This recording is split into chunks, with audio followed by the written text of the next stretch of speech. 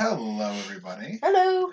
Welcome to yet another Christmassy episode of the Wisdom Save podcast. I'm Ken. I'm Hannah. And as I'm sure you listeners know, we are getting real close to the Christmas season. For some of you, your holidays have already happened. I know Hanukkah, has it? It might have ended. I think it ended. Yeah. But yeah, we're getting towards the end of what has been a year. Oh, yeah. Well, I'm sure this year might bleed into the next, but Well, sure. That is unfortunately true. yeah, regardless. We're not here to talk about the year. Yeah. We're here to talk about the holiday. Christmas! Christmas! And winter solstice and, Ooh. just winter holidays. Yeah. So Hannah is taking the reins on this one today. So tell us a little bit about what festive things you've come up with. So, I wanted to do broad strokes on this one. Okay. I'm going to be we're talking about winter traditions in general. Sure. So for the first half of this podcast, I want to talk about, fantasy D&D theme Christmas traditions. Oh, okay. Cool. And as a gift to all of our listeners who don't like our D&D content, sure. I'm going to try and remember to put in a timestamp when we switch gears and start talking about our real-life Christmas traditions. Okay. Yeah, so how about in the description we'll probably like as we change topics we'll make a point to kind of say, okay, this is now we're going to talk about this. Yeah. And I'll put in a timestamp in the description of the video if you're watching this. The descriptions of the comments. I don't know how timestamps work in the description. Yeah, if you can't put one in, then we'll put it in the comments. That's a good point. I've never actually tried it. But either way, there will be some sort of notification from us with a timestamp, so that if you aren't particularly interested in the D&D or fantasy content and are looking to kind of jump ahead to real world Christmas traditions or other holiday traditions, you'll just be able to click right on that and it'll jump you in the video to right where you need to be. The podcast will probably only be half as long, but it's I wanted everyone to be able to listen to it. Yeah, and, I like that. Especially for Erica, I know a lot of people listen to our D&D content for our D&D content, and then also listens to other stuff.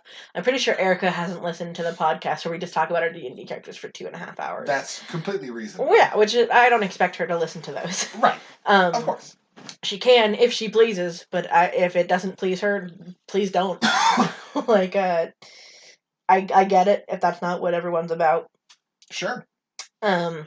So we're gonna start with D&D winter traditions. Yeah. Okay. Well, to start with, the first thing, this is kind of this whole podcast is gonna be a jumble, just like the winter holidays. It's a jumble. Yeah, we're winging it. I mean, but this is a prompt idea that I wanted to do for a few different podcasts I had. I'm gonna start with one. It's gonna be a mini, technically. Also, you can definitely still hear the girls, so hopefully you can hear our lovely Peachy drinking over there upside down. Yes, she has not learned how to extract water from the water bottles because for some reason she seems to think she needs gravity's help to do it, even though her sister can do it just fine. So she lays down and chomps upwards the water bottle. So that it falls into her mouth and she doesn't have to catch it. Yeah, that's what you're hearing. I'll have to get video of her doing it, at one point, so we can attach it. Oh, that would be so cute. But anyways, the first topic that I wanted to ask you, and this might go by fast because I have actually asked you this in the past. Oh, sure. Is I wanted to ask if Ravnica had any winter holidays, or if we even know if Ravnica has a winter. Oh, okay. So we're not even jumping into traditional D&D settings. We're going straight for okay. So for those of you, as a quick preface, for those of you who are familiar with Dungeons & Dragons content, maybe don't know too much about Ravnica. Ravnica is originally a Magic the Gathering setting, as part of a big crossover that Wizards of the Coast did, I think last year or maybe 2 years ago. They released a campaign guide that allows you to basically run campaigns on the Magic the Gathering world of Ravnica and kind of cross those two streams a little bit. So we have been playing a sort of a short form campaign that's expanded quite a bit on Ravnica, and I, in a weird way, like I know the various settings of Magic probably a lot more intrinsically than I know any particular D&D setting, because a lot of my early time with D&D was with homebrew or like making up my own worlds and stuff. Like I only recently, like within the last 7 years, learned anything about Faerun. Which it's odd because the only world I know is like Faerun, and I'm really resistant to changing worlds. Yeah, right. And the only other worlds I've actually accepted was Barovia, which is basically just Faerun too. Yeah, it's just spooky. It's spooky. It's spooky, like spooky. Paste this into whatever setting you want. Yes, but kind of has elements of all of them. Well, I'm pretty sure in its canonical history it came from Faerun. Either that or Greyhawk. One or the other. Either way, it's a little floating world that's like basically just spooky Faerun. Yeah, it's spooky and then the only other two are actually magic worlds.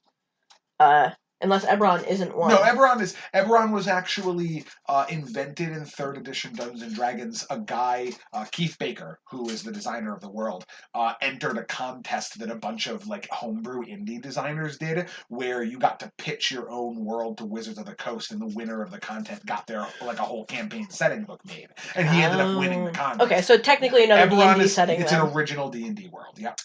So basically the only other just D&D published world I've ever been on or enjoyed like that to a point where I've actually stayed on it and like had it become something I like is Ravnica. Yeah. It's like the only reason I have any interest in Magic whatsoever. Right. If it's not Ravnica, I really don't care that much. I love it.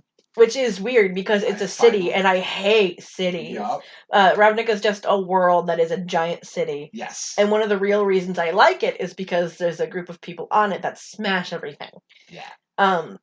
The general gist of it, and this is actually going to lead into our holiday discussion, because I do think the individual guilds of Ravnica would celebrate the holidays differently. Of course they would. And they celebrate it in a very strange way because of the way their years work, and we'll get to that. But the guild that she likes the most. So Ravnica is split into 10 guilds. We've talked about the colors of magic on our podcast before, and each of the 10 guilds of Ravnica represent one pair of 2 colors. For the most part, the guild's core ideology centers in any combination of those 2 colors, and the 10 possible 2-color combinations each comprise a guild. Those 10 guilds work together to serve as a core, like, functional, like, government/social structure for the entire world. And the red and green aligned guild, which are the Gruul clans, they used to be, back in the time when untamed nature and forests and wildlands existed in the now, like, what's it called? An ecumenopolis, I think? Like a metropolis is a giant city. I think an ecumenopolis is like where everything is the city. And that is essentially what Ravnica is. The entire world has been overrun by one singular city that engulfs the whole thing. And it's a small world, but despite that, it's basically if a city was a continent. Yeah. Which is nuts. The Gruul used to be caretakers of nature. They used to be the guardians of the wild places, tamers of beasts, wildlife conservationists. Yeah. Slowly but surely, they lost any of their purpose in the grander scheme. I wouldn't say they lost their purpose. They had it ripped out of their own hands. Well, precisely. Because wilderness became irrelevant. Because the city was everything. Some guilds chose to improvise with this by finding ways to incorporate nature into the city's structure, and others, like the Gruul, who felt smothered and sort of crushed by the city and its societal influence, decided that the best way to strike back at that is to tear down the city and let nature rise again. Right, because they tore down nature, so they're just going to tear down the city. Yeah, it's got a cycle of nature kind of look to it. Right. And so the Gruul clans are Hannah's favorite because she enjoys the fact that there's an entire culture of people whose genuine purpose on Ravnica is to make sure the city doesn't get too out of check by often smashing buildings to pieces and hitting stuff with hammers and tunneling through city streets and things like that. But the main gist of the whole entire thing is that there's a bunch of different clans. I keep switching them. There's a bunch of different guilds of people that basically like try to keep harmony on the world. And I was curious if any of them celebrate a winter holiday. So this is interesting because in actual Magic canon, I don't know if we've ever really seen a snapshot like in the card sets of like winter on Ravnica. We've seen summer on Ravnica with one of the with like the Return to Ravnica sets from like the mid 2010s. The original Ravnica City of Guilds was like a springtime. The years on Ravnica begin in spring. They begin with the turn of their seasons. So the first day of the year is what would be our March 1st. So that was like a big it was a millennial celebration, like to celebrate like 2,000 years or something like that. Right. So we've seen spring in the first set. We saw summer in the second set. We've seen autumn in the third time that Magic returned to Ravnica. We've never really seen winter.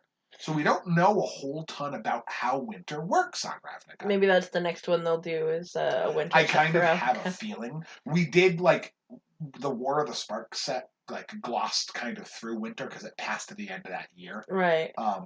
But for the most part, we don't really have a lot of information about it. So I'm not gonna try to dig up theories on what probably happens on Ravnica. We're gonna guess. Okay. We're gonna play some guessing games. So I guess we'll start with a Gruul.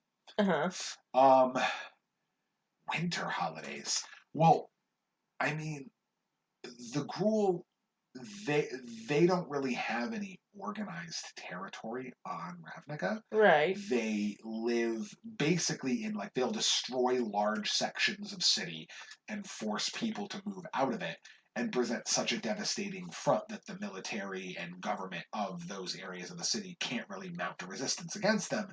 And then they just kind of take over, move into the ruins and rubble of the city that they conquered, and then just kind of let nature reclaim it. When it gets cold, I can't imagine it's a terribly comfortable experience. Not uncomfortable, but it's probably always freezing. They probably live just like natives did. They have furs. They just light fires. Right. They stay kind of enclosed where they're living. Right. And again, I'm speaking relative to everyone else in the city who probably they probably all have. They probably have heated buildings. Yeah, retreating to their warm, cozy fireplaces or their furnaces and drinking mulled tea. The Gruul probably kind of kick it like the ancestors did, like bundled up furs, heavy tarps and blankets over old ruined buildings, hollowed out caves, tunnels. The kinds of places that you would live amongst if you lived in the wilds. The Gruul most likely would have some sort of winter feast celebration. Winter, they live amongst the places where the wild animals roam the most. They go into the old ruined areas and settle amongst there. Yeah. So probably big boar hunts, big game bird hunts, stag hunts, things like that, venisons and porks and like large animal meats are probably shared over campfires. Stories are told. Um, Guilds that have a particular attachment to winter holidays and celebrate them openly Mhm. probably invite plenty of rock chav. Yeah, probably. Rock chav, for those of you who don't know, it's a gruel holiday they invented. It takes place on other holidays. It's basically like, well, not necessarily always on other Not holidays, always on but other holidays. usually That's on a other good time for it. holidays. Yeah. That's one of the things that happened while I was looking it up too, is because I did a little bit of precursory like looking in case I Oh, asked sure. you, Yeah. and then you were like, "No, I don't think they have holidays." Yeah, they do. Well, yeah, I meant like winter holidays. Right. That I was like, okay, well, maybe I'll have to like be the person that knows a few of the holidays. Um, but most of it was like, no, they probably don't have winter holidays other than like a few of the known ones. Uh, or like they only have like a few holidays that are known, period, Right. and none of them are winter holidays. And they were like, if anything, whatever holidays they may have had, probably kind of got duped by the Gruul doing Rock Chav every year. Right. Because apparently that's kind of like what it's for. It's like you just have to yell Rock Chav and they start smashing things, and that's a holiday for them. So if they had a big winter festival every single year on Ravnica, the Gruul were probably right there to like just fuck it up every year. And they're like, Pretty and much. eventually, after enough of that, you either keep the plans for it secret, you scale down the celebration, or you just stop having it. So Right, and that's kind of the whole point of it too. Is like the Gruul see a lot of these like big communal celebrations and festivities as just reveling in the city life, and since they're like that's an anathema to them, they love the idea of having a holiday where they just call out, like it's basically just like you just shout anarchy into the wind. Mhm. Rakchav is the name of an old leader of one of the Gruul clans. Mhm. He was a particularly boisterous individual who liked to ruin everybody else's festivities. And the whole point of their holiday is if other people are celebrating, break their shit.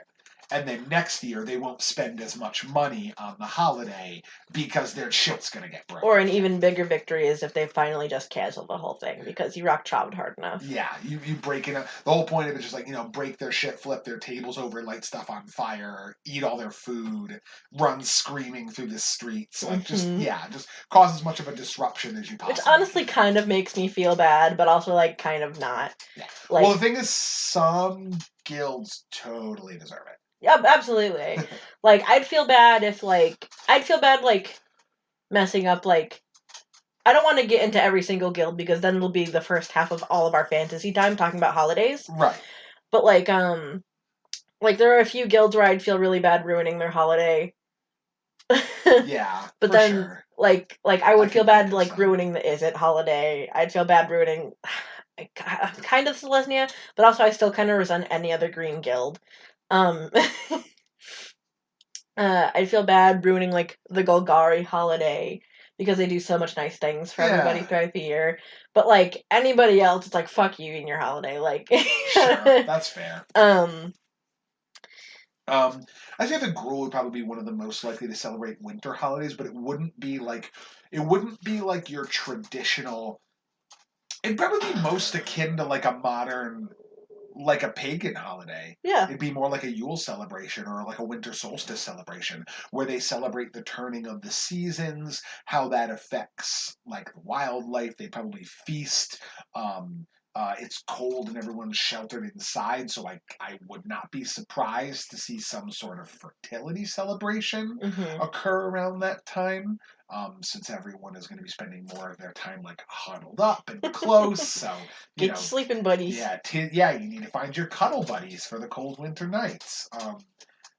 That seems most likely what they would do. I don't know if they'd have like a formal gift giving kind of thing.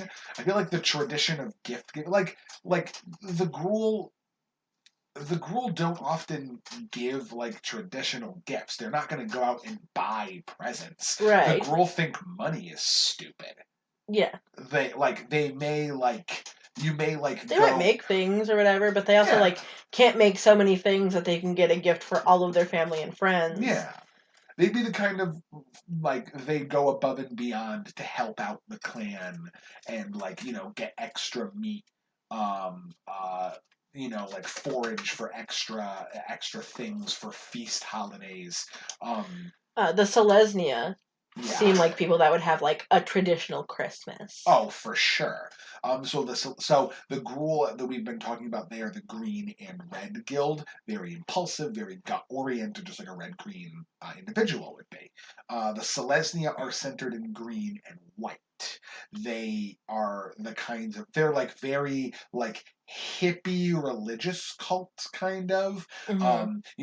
All revel in the glory of the world's soul, the spirit of nature which permeates through every single ounce of soil in Ravnica and calls us all together to communion. Yeah, they're the people that like do a yoga circle and have a sand garden and like. Oh yeah. They're very much like we meditate every day and like all of us are best friends. And you should totally join. We have pets. Yeah. Yeah. They seem like the people that would like erect a huge tree in the middle of like. Yeah.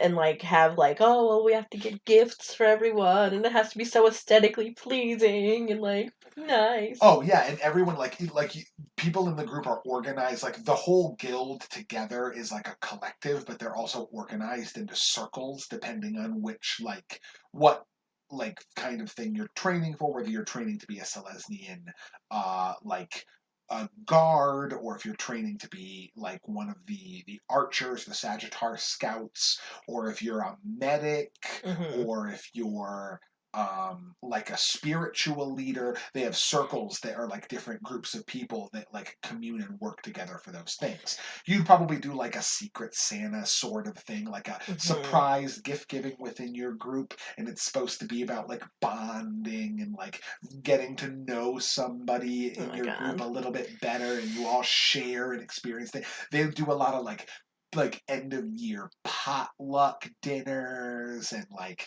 everyone would get together and tell stories and sing songs by the campfire.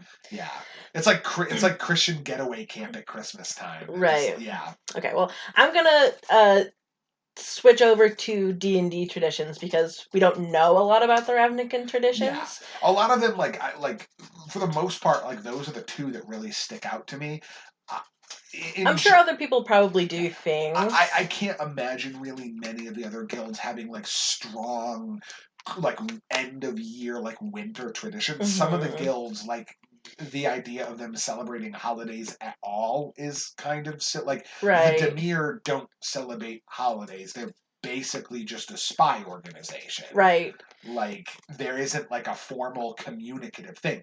The individual members of the Dimir would celebrate with their families, probably, who may or may not belong to other guilds, but like that group isn't going to celebrate a winter holiday. And for the most part, the others are just going to kind of still do their own thing, but with a bit of a hey, it's cold out. Twist to it. Those two are the ones that really stand out. Green in general, I feel like is right. Like I could see the Golgari giving food out to people for the end of the year. Oh yeah, no, like the organizations that like feed the homeless and hungry and give to needy people during the holidays. That would be the Golgari, the Green Black group. They're all about like recycling. But the one real thing that this has pointed out to me in general is we need to have a full podcast where we're talking about the guilds. We should. So if this first half hour of this podcast has confused you, and you're not watching on Christmas, go watch our podcast about the Ravnican guilds, come back, rewatch what we just said, it'll make sense. Yeah, we're gonna do one at some point about that, so keep your eyes peeled for that. But yeah, I don't want to get too deep into them because I want to actually talk about some winter things. We covered the important ones when it comes to Christmas. Yeah, yeah. Like I could probably scrounge up some other random things I think that people might do for other things, but also like I don't really know. Like if the fucking like Azorius celebrate Christmas, that isn't sucking each other's dicks. But we're going to go to Faerun now, because Yes. I know they celebrate winter holidays. Hell yeah, they do. You probably know them better than I do at this point. Probably. You did a lot of research on. Oh yeah. Just throughout. Well, because this is linear, because I'm going to tell you about the Kilcullen midwinter, because midwinter is what people on Faerun celebrate for the end of the year. Right. It's their harvest festival. Their like end of the year Christmassy giving and like winter celebration thing. Yeah. It's midwinter. I searched up every single holiday in Faerun. Because when I was building Calcala, I wanted to make sure I had everything included. I wanted like their traditions, what they like sell, the monsters they had there, like what kind of like weather they have, like and their winter is incredibly short. They're an island on an archipelago, but they're also on the end of it towards a landmass. So they do have a winter, but it's really short. And not like it really matters to them too much, because they have so many druids that they like can keep food growing during the winter. Like, winter's not a problem for them. They're very in touch with nature. But that also means I looked up all the holidays, figured out which holidays they celebrate, how everyone celebrates each holiday. And so a lot of people may not know Calcala because it's something I made. But we also talked about Holly and Asher and Raffi a lot. Yeah. And so anybody that knows them, this is where they're from. Yeah. And the way that they celebrate midwinter. Also, for those of you who do know Faerun really well, the few of you who are listening, this is a village that exists on the small island of Highport in the middle of the Moonshay Isles. Mm-hmm. So just off the western coast of the Sword Coast, large chain of islands. This is in the northern part, so the large archipelago of dotted islands that is directly north of all of like the lands of the folk, the green lands. And I picked this island in particular because our very first campaign that Ken asked me to be in, he told me to pick where I'm from. And I was like, should I pick a place I'm from that I know nothing about, or should I make a place? Right. And he was like, whatever you want. And so I was like, okay, bet. And I love it. He told us where we were from, and I picked the most barren, no knowledge island I could find. Mm-hmm. Which is Highport Island in the Corn Archipelago. The amount of information that we have in official canon about Highport knowledge is jack fucking shit. Yeah. The one thing that I learned about that island is there is a port town. It is medium to small. Right. And it is surrounded by a wall. Yep. That's all I had. That's all we got. That's everything. The rest of it I made. And there's a village of native people that live out in the island. Yeah. And that's Calcala, and that's where they are now. Yeah. But they celebrate midwinter. It's its own day between the 30th of Deep Winter and the 1st of the Claw of Winter. It's also known as the Dead of Winter. People in Calcala will hold festivals of ice dancing and stargazing on midwinter night. Most times they invite all of their friends and friendly creatures to join in sharing feasting, dancing, and singing. The village bundles up and gathers together to ice skate. They get their fortunes read from the sky and drink spiced drinks, alcoholic and non-alcoholic. Spiced drinks. And so I was like, that sounds like fucking fun. They ice skate, they get their fortunes read, they like have a feast, they drink spiced and mulled drinks. Now, that's something that's curious to me. How do they ice skate? They're bodies of water. Well, yeah, but I would have it. It would have to be inland water, right? Which they have inland water. There's lakes and stuff. Yeah, people because the salt water is not going to freeze, right? Yeah. Well, not just everybody probably skates. They have a moon pool there, and I was like, probably not just everybody. Yeah, I don't imagine they skate on the holy magical pool. Yeah, but there's probably water, other rivers and lakes because they have to get fresh water from somewhere. No, they do. Yeah. I mean, they have freshwater streams that come down from they have taiga that surrounds the outside of the port town, which is kind of more offset from the island, and then there's large forest basin with mountain around the sides, and the freshwater runoff comes from the mountain peaks and kind of trails down into the forests to create freshwater. That, or you know what I bet they do. What's that? Kilcala is full of druids. Oh yeah. And there's the village is a large religious culture. Yes. There, yeah. Well, the thing is it's a large village. Yeah. It's basically verging on town at this point. For the most part, they have a pretty bustling town square. So Yeah. you could call You it. could call it a town if you wanted. They just call it a village because it's been a village for a long time. Population wise, it's like roughly the same as a village. There's only a few hundred people there. Yeah. But they have a pretty good thing. The thing is, that's what I was talking about before, is they have like a town square with all of the shops and like the town hall and stuff. They probably have druids use stone shape and like section off part of town square. Oh yeah, I bet. Like around the shops. Sure. Just create water and then freeze it.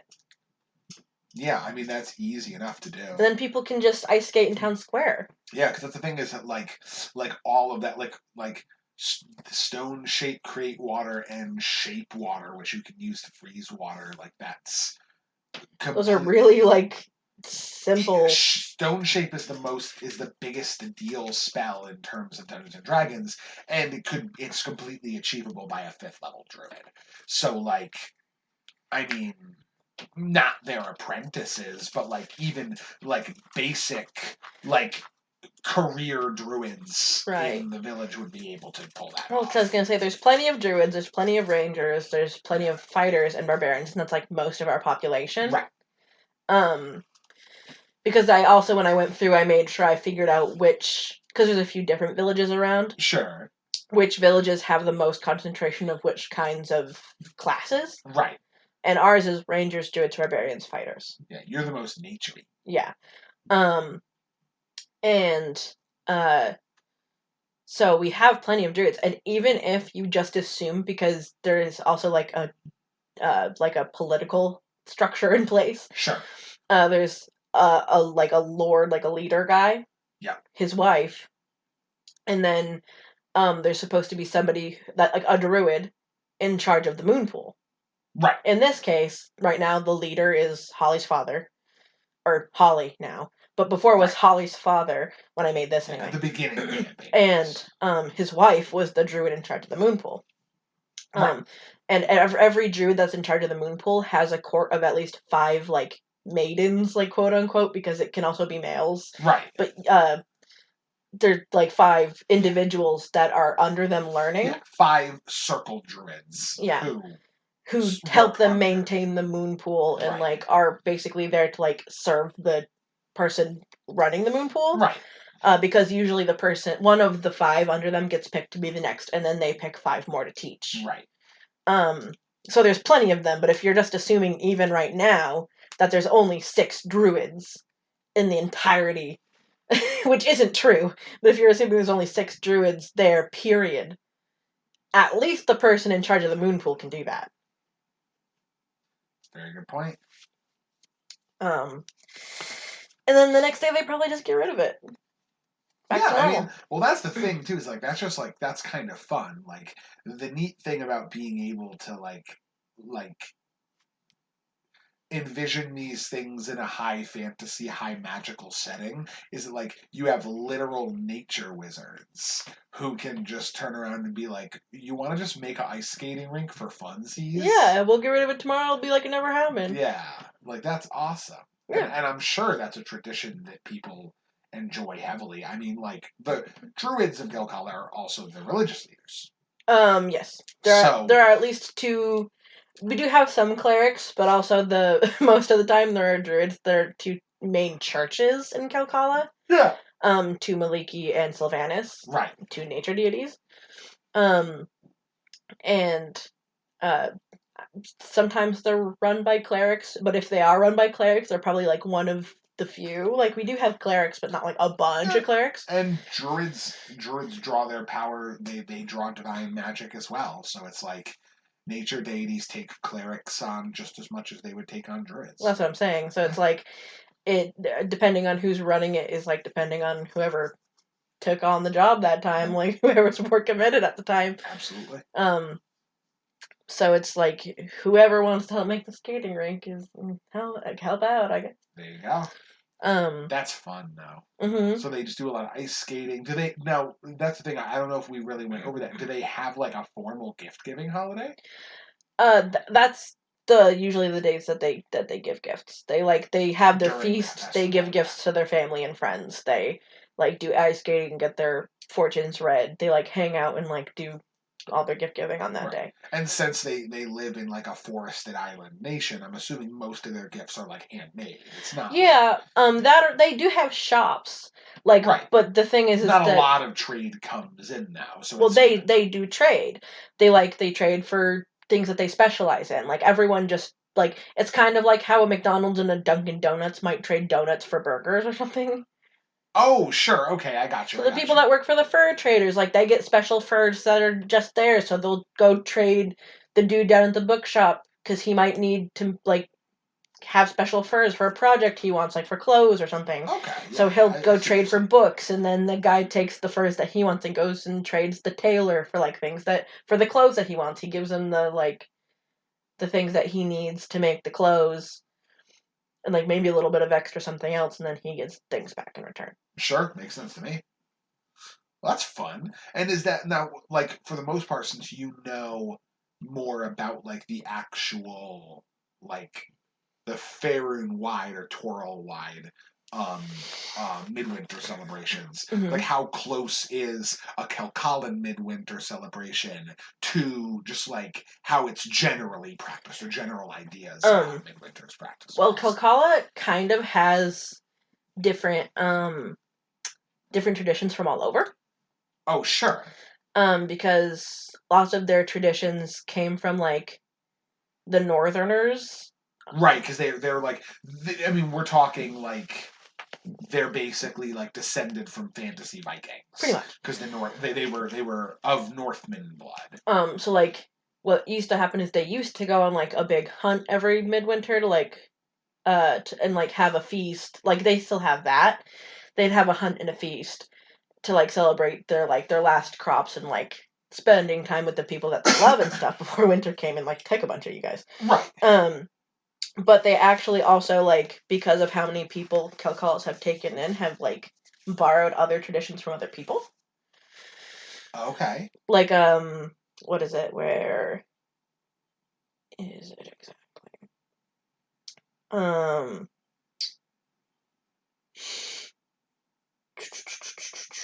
That's not it. It's a pain tradition. Like I know they took the ice skating one from someone else. They took the tradition of ice skating from one of the other from a different community. Was it from worshippers of Oral? Was it? I mean, I actually just pulled up while you were talking, like the ice dancing, worshippers of Oral. Oral is the goddess of winter. Yes.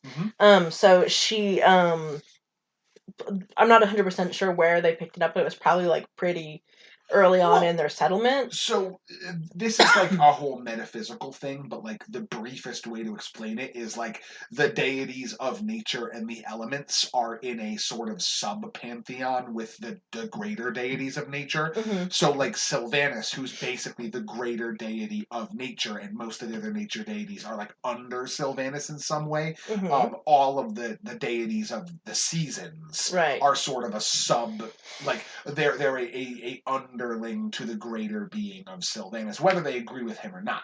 Oral, like winter, is considered to be a harsh time for farmers and for people in general. Yeah. So because of that, like Oral is the aspect of typically an evil aligned deity. But not all of Oral's worshippers are evil. Just like winter is harsh and unforgiving and cruel at times. Mm-hmm. So it's totally possible that like Sylvanus worshippers, like the people of Calcala, would have borrowed the traditions from some of the other seasonal deities, Oral being one of them. Mm-hmm. So they probably got that from back in the day. There's like a few different ones, but one of the ones that's actually pretty fun. I don't know if you're looking at it right now. But the worshippers of the Swerfniblin. Yeah, Calidor and Smooth Hands. We're dealing with one of his churches right now in our campaign. Yeah. They celebrate the festival of the star at midnight on this day. It's a special phosphorescent fungi reflecting the stars off the subterranean waters. So they reflect. So the thing is, the Swerfniblin are interesting because the Swerfniblin they're deep gnomes. They're gnomes that like historically, they settled underground and live in the Underdark, so they don't really live on the surface. Though, because they're an offshoot of gnomish culture and have this sort of ancestral memory of when they lived on the surface amongst the other surface gnomes, there's this ancestral memory and old tradition of spending the midwinter evening underneath the light of the stars. Right. So when they moved to the Underdark, they maintained this tradition by growing special fungus that take bloom midnight on the Festival of the Star, which is the day of midwinter, Mm-hmm. and the waters on the outskirts of their settlement, or the lakes and pools that they've built in. Yeah, it all reflects. It reflects it off the water and makes the surface of the water look like a starry night sky. And so they managed to maintain the tradition of sitting out under the starry sky on midwinter night, which is really cute. Yeah, they're like they're such a paranoid but also very like peaceful Underdark culture, like despite all the shittiness that is the Underdark. Oddly enough, a few of these other ones like some of them are really sweet, like the Swerf Niblin, doing like Yeah. their like fake Starry Night Sky, and then there's like a good handful of these that are like the person underneath this god or the people like in this community like do a lot of sacrifices to. Yeah. Well, It's that's like, the oh thing is like shit. winter is also a time of darkness for a Hmm. lot of gods, and you'll find that a lot of dark things happen during midwinter night. Um, it's mostly evil deities. Laduger is another one that's under there. Laduger is the Oh deity. yeah, the Dwerger. Yeah, the deity of the Dwerger. They instead of celebrating midwinter, They're like the deep gnomes, but for for dwarves. dwarves, yeah, they're like dark skinned, like White coal beards. black skinned, silver white bearded dwarves that live underground. They're gruff and very taciturn, and they don't celebrate midwinter. They celebrate a holiday called Grim Tidings, Mm-hmm. which everyone takes a day off of work. They don't work for the day, Which is weird for them. they're a culture that like work is life. You toil, and then when the work day is done, you go home and you eat food and you sleep, and then you go back to work. They're old-fashioned Ireland. You eat, you sleep, you work, you push all your problems down into your gut, and one day you die. Right. Yeah. That's the entire culture of the Dwerger. I mean, obviously there's more to it, but that Yeah. is the outside observer's perspective. On the day of Grim Tidings, everyone takes the day off of work, and the priests go around. The priests of Laduger go around the Dwerger cities, and they go from door to door and listen. And tell stories, almost like carols, but they're stories of Dwerger suffering.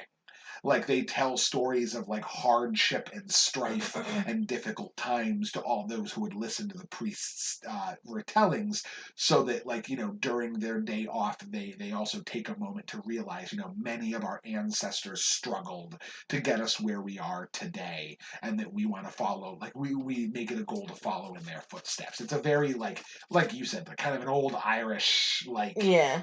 yeah, great, yeah, like while you're enjoying your nice day off with your family, sitting at home Remember drinking your mead. suffering. Yeah, remember how your granddad used to spend every day 8 hours a day lifting heavy bags of rice and walking up and down the hill over and over again for his entire life. Remember Yeah. how he died of 40 from like diarrhea? Yeah, that's.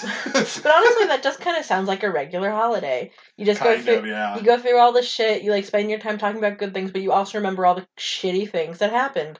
Right. Yeah, it's like wow, this year was yeah. It's kind of like a grim version of New Year's where you reflect on the last year, but just not. There's not a lot of good.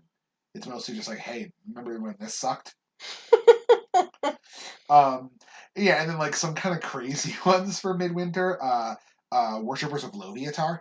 Loviatar. Loviatar being the deity of pain and Yeah, suffering. yeah.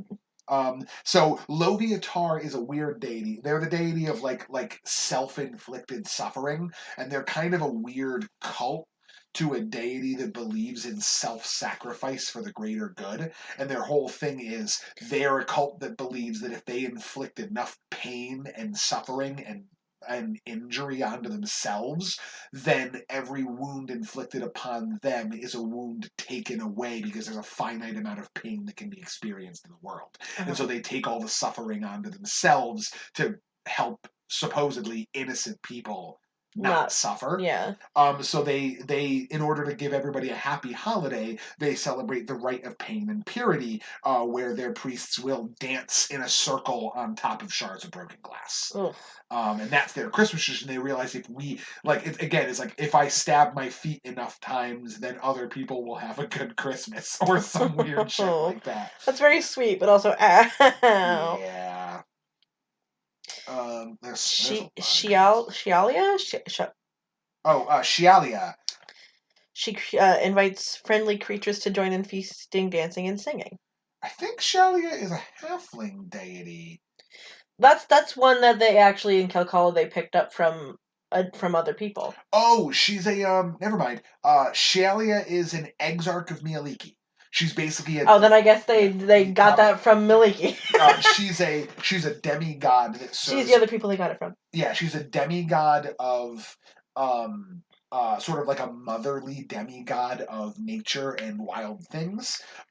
She usually appears as a Korid, which is like a gray skinned, gnarly haired, kind of hunched over fey creature. Mm-hmm. And they're kind of like fey forest creatures with long blonde hair, oak leaves and acorns throughout their hair. And she is the patron and protector of forest creatures, namely pregnant forest creatures. She sort of is considered the mother of the woods. Well, that's where they get that festival where they do singing, they do dancing, and it's not even just Calcallans that celebrate. They invite all friendly creatures to come and join. So it's like wildlife comes in and like they hang out with like all the direwolves that are living in the village. They and they give gifts and it's good.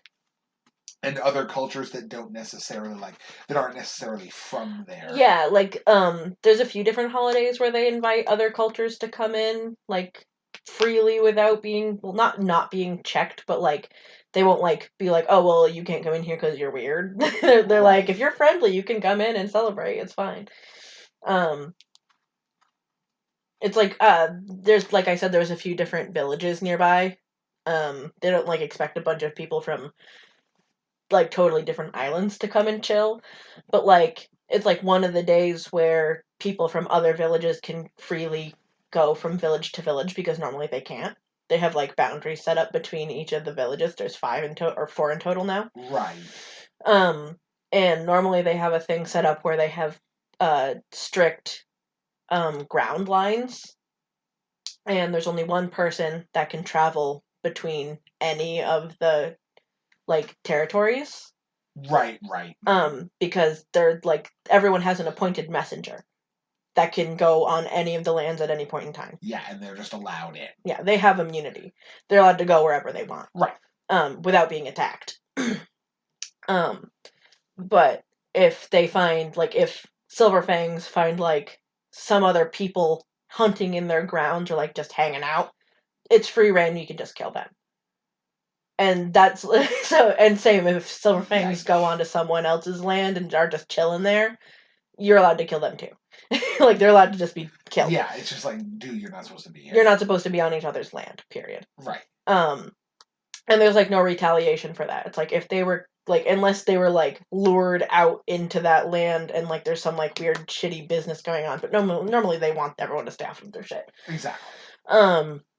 But there's one person that can go between all of them. But on this holiday where anyone friendly can come and then you can just go where you want. Everyone's you just hang out. Yeah. Which is it's so you're kind of caught in the middle of you're in the forest and you want to go have a celebration during that time, you can just kind of go wherever and join in. Yes. On the celebration. That's awesome. And there's maybe 3 or so days of the year where you can do that, and this is one of them. Yeah. Where you can just go wherever you want to go. There's another one too, which is actually really interesting. Again, with the weird Faerunian winter celebrations. The drow deity Veron. Veron is one of the sons of Lolth. Oh. And he's known as the Masked Lord. He's sort of like the patron of like rebels and anarchists amongst Drow society, and is like renowned for hatred of the Spider Queen and like hatred of his mother's rule over Drow kind. Um, they do these weird like cultural religious things, but they Midwinter Night to them is known as the Masked Lord's Embrace, and they get together and perform rituals where they immerse themselves in freezing cold sensory deprivation chambers Oh. and just fucking zone out. I mean, Which that is sounds sick. kind of nice for them. Yeah, like Unless you it's get assassinated in them. yeah. I mean, like it's some weird shit, but that's like they're kind of just like yeah, it's midwinter, so we're just gonna like we're just going to temporarily leave our bodies through sensory deprivation. We're just gonna fucking disappear for a bit. Which is an interesting cultural choice. But yeah, there's a lot of odd like religious uh, aspects to the holiday. Yeah. And a lot of them seem to be on like an extreme spectrum where either you're like being peaceful and happy and cozy and cute and warm, and then the other ones are like sacrifices and pain and sensory deprivation and blood. Right. It also mentions, considering it's the midpoint of winter, it's one of the special days where normally the calendars are divided in Faerun into 3 instances of 10-day weeks, referred to as 10 days, and every month is 30 days. Yeah. But they have 365 days, just like we do, Yeah. with 366 every 4 years. The way they make this work is 12 times 30 is 360. So there's 5 additional days between that are months. just random between days of the month, and that's like it's considered to be like its own day that's not connected to a month where its own thing happens. And they're usually holidays. Midwinter is one of those. They also account for the leap year where Yeah. you get an extra day, and that's Yep. shield meet. With Shield Meet, where everyone comes together to make and renew alliances and stuff. Mm-hmm. Midwinter is similar. A lot of cultures used it to kind of like renew alliances and like as the wind. For the years they don't get shield meet, sometimes they use this holiday for that. Yeah, well, that's really what it is because like especially like it's a good time for it because like winter's setting in and it's like if you're from a nearby settlement that's just like wow we really don't have enough food in our like country's coffers to like feed the villagers in the farming communities on the outskirts for the winter, maybe we need to build a good trade alliance with a nearby city and like see what we can offer. And so people kind of get together and be like, hey, we're going to be buckling down for the winter. We need some supplies. What can we do for you? And yeah, like, during the rest of the year. yeah, it's like everyone kind of getting together to talk about that. That's a good part of it. A lot of the common folk tend to refer to midwinter as Dead Winter Day, especially those in like the really like outskirts communities where winter gets cold and harsh. Sickness comes in, and crops struggle to push through the earth. It's a reference to the cold and hard times that remain ahead of them before the spring finally sets in. Speaking of, since we have maybe 7 more minutes really quick. Sure. Ventress, we've talked about Ventress. It's where Melisana and Luciano and like Arya and everybody live. The place I spiced up. Yeah, the place you spiced up. Calcala, they only renew their traditions, they're like alliances and stuff. They only do that on shield meet for the most part. Yeah, so they're like, yeah, we're like if we agree with you, we're good for 4 years unless you piss us off. Yeah. Like unless there have to be things in the heat of the moment discussed. Right. We're good for the next 4 years. And I'm pretty sure I don't remember when the next shield meet is in canon for us. I mean, we had one this year in Canada, yeah, 1506. Yeah. But we've had one over the time skips and stuff, I'm assuming. Right. But because we literally just discussed a minute ago that because of all of Kilcala's druids, and because of our particularly like hollowed grounds and like our moon pool and our winter is fairly short for us anyway, I'm pretty sure it's only Right. like a month or two for us. Yeah, I mean, like we're in the winter months, but like it doesn't get bitterly cold, and like there really isn't much snow, Right. if at all. Because we're on an island chain, but we're on the northerner part of it. Yeah. So, and we're like not that far off from the Sword Coast, so we probably do get some snow. It probably does get chilly. Yeah, like we're like Ventress is roughly on a similar equator line to like Waterdeep. Right. Waterdeep gets snow, Yeah. so it's not like unheard of. It's just we're much warmer climate than they are. Well, that's the thing too, is because mine's an okay distance further down from there, like more like places like it's not near Not Sharn. super. No, not by a bunch, because you can still potentially see, like, I'm pretty sure you're on Ventress and you could see smoke rising from Kilcala once. Yeah, you're honestly, your island is probably only like 16 to 20 miles of ocean between ours. But I was wondering if your winter was vastly different from Kilcala's or not. I feel like for the most part, so it's interesting because you are more north than we are. We're more north, and like the religious culture is not as strong. Mm-hmm. There aren't any like Timurin religious variations of Midwinter wouldn't really terribly apply that much because like Timura is honestly a relatively new deity to Ventress, worshipped by people casually, but not like as big of a deal as it is until a high priestess of Timura took over control of the island nation. Right. But uh I would imagine like the priests of Joaquin. Yeah, Joaquin. The god of money changers in a sense. Would probably go around. She's crazy. Oh yeah, Joaquin's a very interesting deity. There's lots of fun holidays that like we've come up with. Doesn't she like also enjoy textiles a bunch, or is that a different god that I'm thinking of? That's like a whole thing. I don't really know why there's a textile. She's like super into like money and textiles. Money, math, and soft fabrics. I don't really. It's an odd deity. Girl's got the aesthetic she wants, I guess. That's true. Yeah, she's just trying to live fabulously.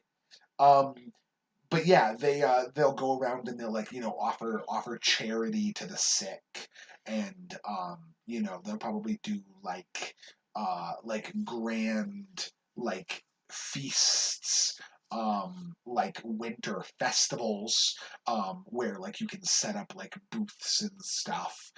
I would not be surprised if their midwinter festival was something either set up by Joaquin.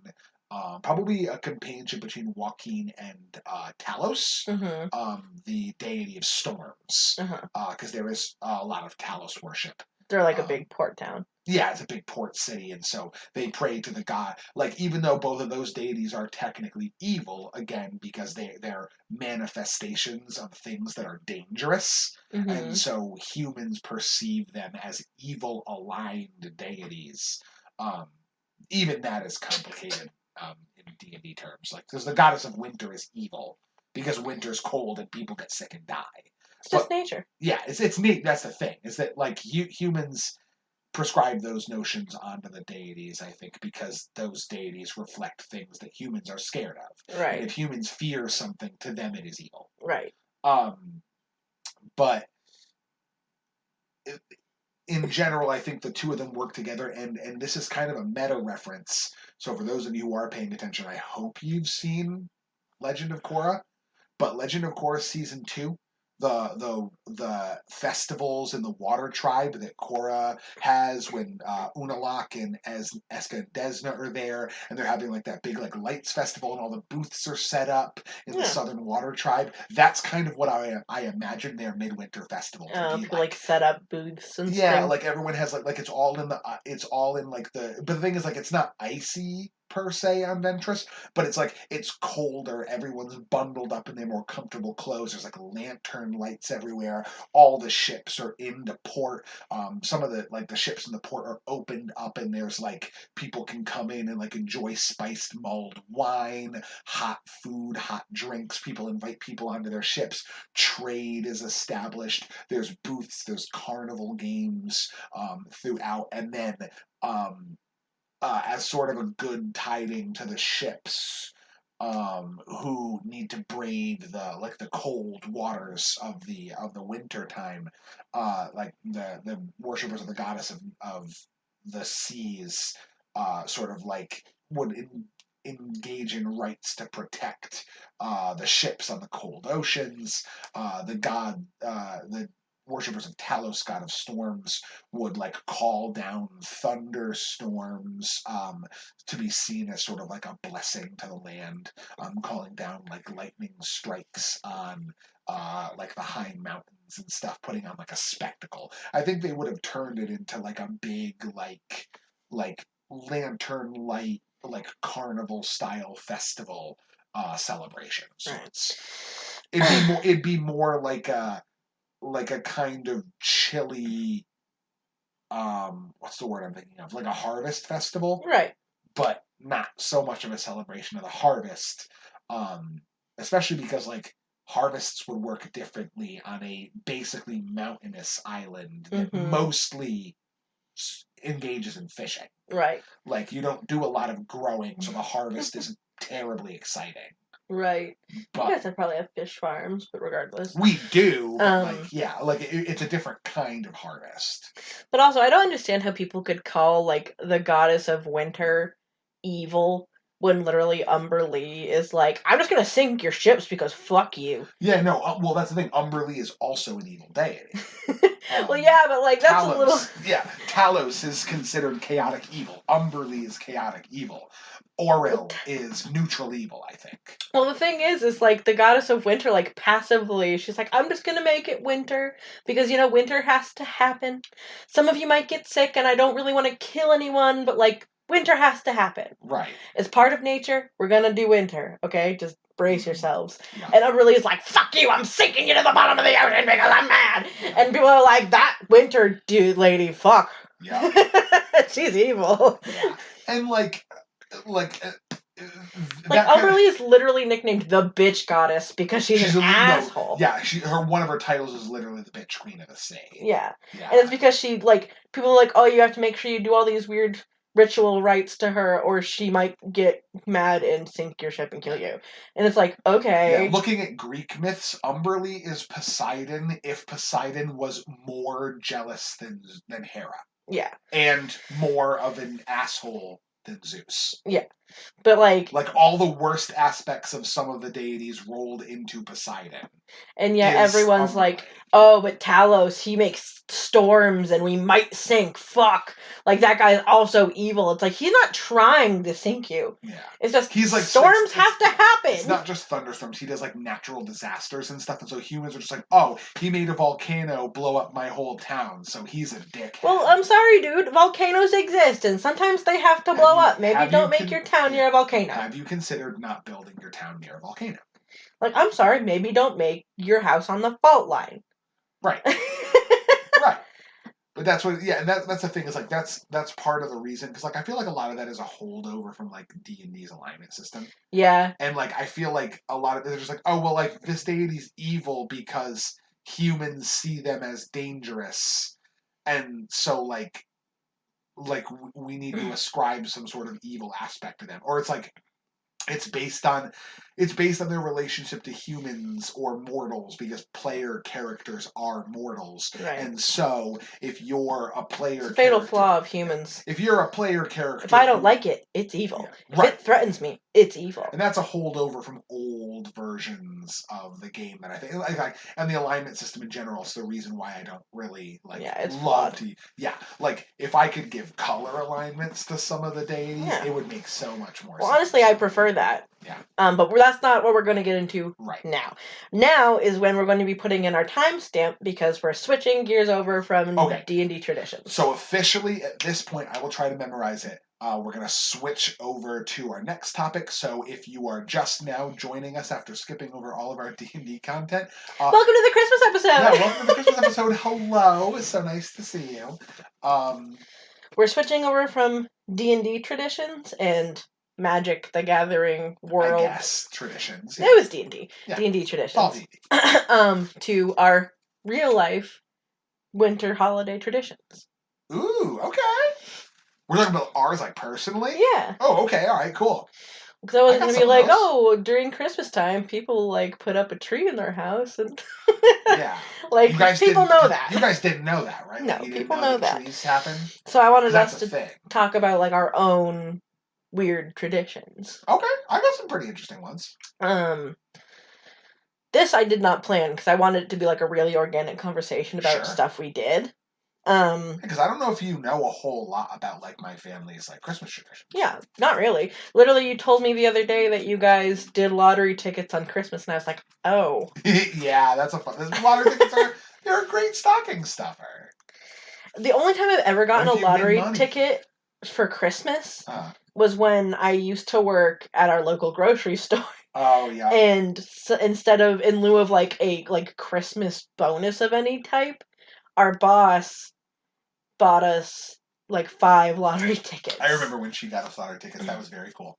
Yeah, I was like, okay, cool. I've never done lottery tickets before, but sure. Yeah. I think I won. I was like, I guess I'll use this as a rare occasion to gamble. Sure. And so I scratched them all off, and I got like $3. Oh, really? I didn't win shit. Oh, I got $3, and then I used the $3 to buy more tickets, and then I won $5, and then I bought a few more tickets, and then I didn't win anything else, and I came out the other end with $2. Oh, because you just won to buy tickets. Yeah, that's smart. Yeah, I was like I'm a very cautious gambler. Sure. And I only usually gamble with money that I didn't previously have. Like, if someone gives me money to gamble with, I will never go below what I've received initially. Right. I will either bottom out, or I will end with, like, a few dollars left. Sure. That's usually how I gamble. Makes sense. Not very addicted to the gambling aspect. That's completely reasonable. I play trading card games, so I'm very addicted to gambling. But that's beside me. I'm addicted to winning. Oh my god. Not really. I'm usually pretty chill. But the only other real traditions, I think, for Christmas we have. I'm trying to think of any that we really have, other than, like, Ken just recently got acquainted with our tradition of, like, our weird stockings. Yeah. That I didn't actually really realize a lot of people did until recently, where I've, like, talked to our friends about, like, their stockings and stuff, is that my grandma handmade all of our stockings. Right, which is so cool. And so they all match. We just bought ours. Well, that's what I realized, like, pretty recently, that a lot of people just go to the store, buy a stocking, call it a day. Yeah. Grandma, on my mom's side, she made all of our stockings, and she actually passed away the last few years. Yeah. And so Courtney's had children since. Erica has her stepdaughter, Nora. Right. And now we have also added Aaron, my sister's boyfriend, and Ken. That's me. I live here now. To our family. So we had like 4 or 5 stockings we had to make since her passing. And so Erica, my sister, that is usually mentioned, She's been a guest on the show. Hello, she's been a guest on the show. She listens to most of our content that isn't D&D related. Right. She clicked the timestamp. Yeah. She's just joined us. Welcome. Hi, Erica. She took it upon herself to make all of the stockings. Like, she took all of Grandma's old fabric. She, like, we hand. Who's we? When I say we, I mean Grandma and Erica. Right. Hand embroider the names onto the top of the stockings. They sew all the strips together. They, like, make the whole thing from scratch. And that's a weird tradition that I didn't realize too is that apparently they put like the boy names in green and the girl names in red on the Right, yeah, I was stockings. gonna mention this and you did. That I never even fucking noticed that until Erica messaged me with Ken's stocking and was like, it's red and it's supposed to be green, and I was like, it doesn't matter. I was like, yeah, it like doesn't matter. first of all, doesn't particularly matter to me that much. Second of all, I see it as an opportunity to make our own tradition because now both of our names are in red, so we could just be like our kids in the future could have green. Well, that was the thing too. Is I was like, oh, then we can just go with green and white. But then I'm like, you won't be able to see their name if it's in white. Right. Maybe we should go like kids. We could do like green and. Well, I also want to like add a non-binary option to the kids' stocking, but also then you wouldn't know. Well, that's kind of what I'm thinking. Is like, what if we just like the parents just forget the gender thing? Yeah. Yeah, that's the thing. Is like, don't worry. That's the thing. You don't worry about like the gender at all. Just like the parents are in red, the kids are in green. Yeah, that could be. It's perfect. Then it doesn't. You don't have to worry about any of that. You're true. Because that's the thing is like God forbid we go through all the effort of being like we're gonna have girls be this and boys be that, and then one of our kids ends up non-binary and it's or gender fluid. Yeah, or like yeah, and that's the thing is it's like well fucking we didn't plan for that. Like why don't we just not have to worry about that at all, and then they can do what they want and everything will be fine. Perfect. And then if they ever end up getting married, we could just like have the spouses be in red, and then like they can decide what they want to do with their kids. Like right, yeah, because then it's like, or green or whatever. I don't remember. There's too many colors. We can figure something out. Yeah. But we're gonna troubleshoot it as we go, Erica. Don't worry. Yeah. We got ideas. We're thinking about it. We used to do. I think it's cute though. Yeah, I like it. They're like homemade stockings, and I didn't realize that so many people just like threw stockings from Target like up on their. Oh yeah, like I mean we bought. I mean, I've had probably the same stocking since I was, since I was like a baby. Mm-hmm. Like I can't even remember when we got it or how long I've had it for. We've had it forever, but we definitely like purchased them from a place. Mm-hmm. I don't think that anyone in the family made them. Someone in the family may have gotten them for us, right? But I don't. They're definitely not handmade. Mm-hmm. They're like they're pretty like. They're pretty nice. They have like this like silk inside. It's like really, yeah, they're really like neat, but they're definitely like bought from a store. They're super soft. I remember one year when I was tiny enough to do it, I got really excited and I put them on like shoes and I ran around the living room floor because we had like tiled floor or the kitchen floor, and I was just kind of like sliding around and I had my stocking and I'm pretty sure I put Kevin's stocking on my other foot.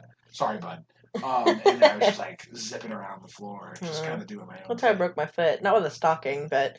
Well, yeah, I mean, I slipped at one point and fell on my ass, so that I didn't do it anymore. But I did make a tradition out of, like, just kind of walking around the house casually while I had my stocking, like I had my right arm, like, jammed in my stocking, and I was wearing it like a glove for a little while, just because, I don't know, just because I'm fucking weird, but, like, I thought it was funny. One of my favorite traditions, actually, now, is one that, it kind of evolved through the times with us as kids. Sure. Usually we would wait until really early in the morning. We'd like as soon as we were old enough, we'd stay up all night long. Yeah. And I could never do that on Christmas. Oh, we did that every Christmas. So bad at not sleeping. We'd get so excited that we couldn't sleep.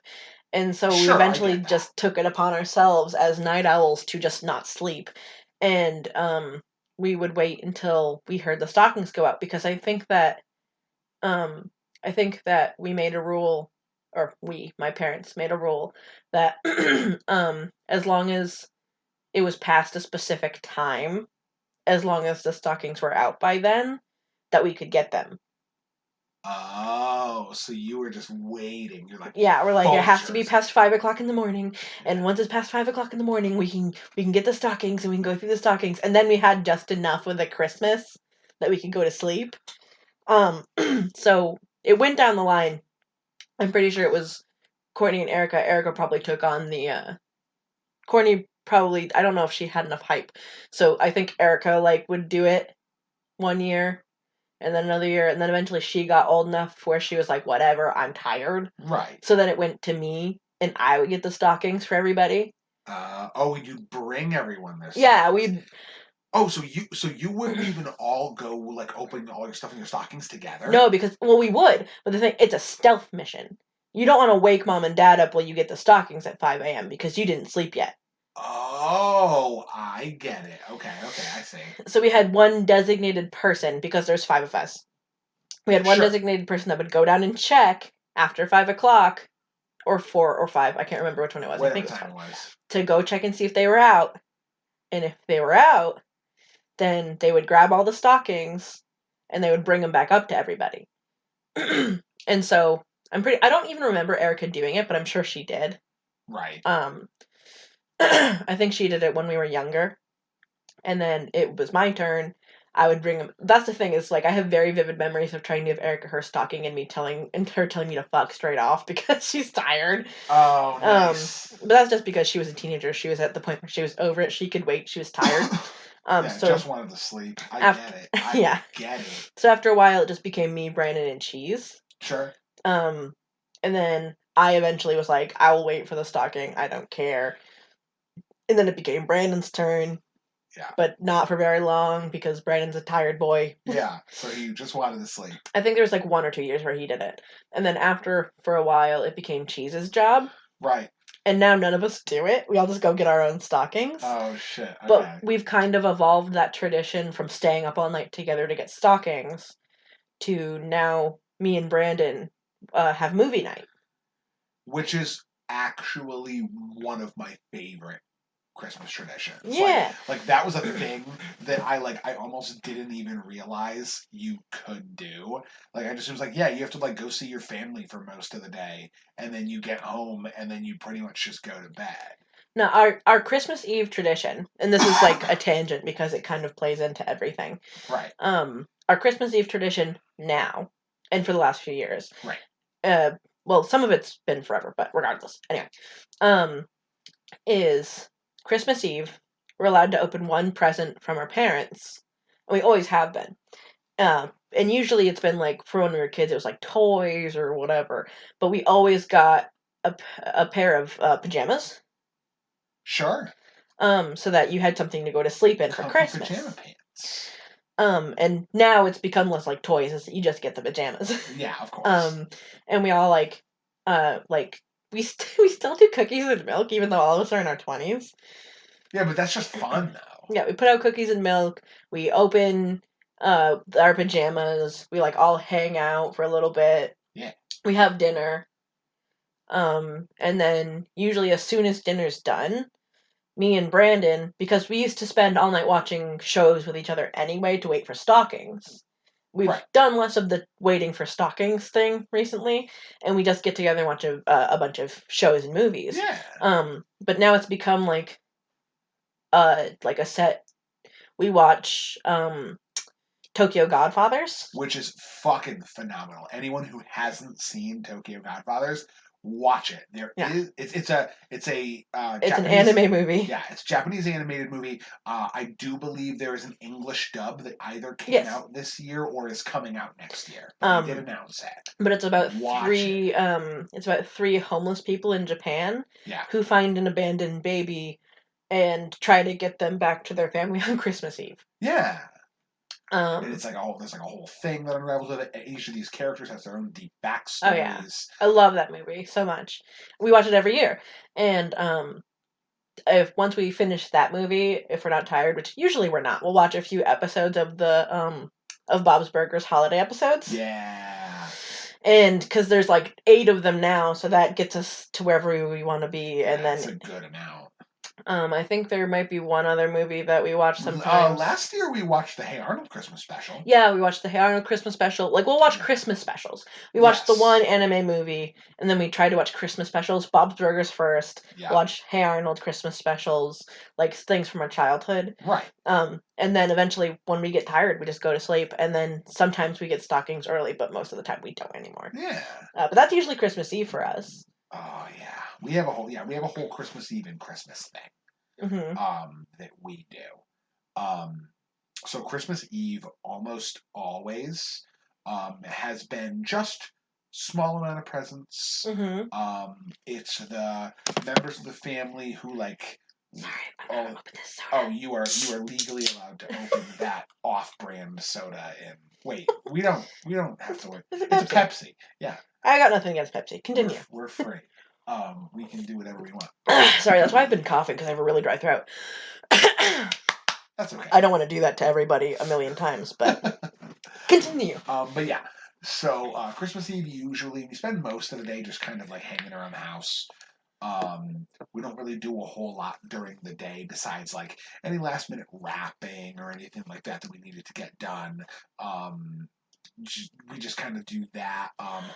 All the family members, yeah, you gasp. Sorry, I gasped just because, speaking of new holiday traditions, Yeah.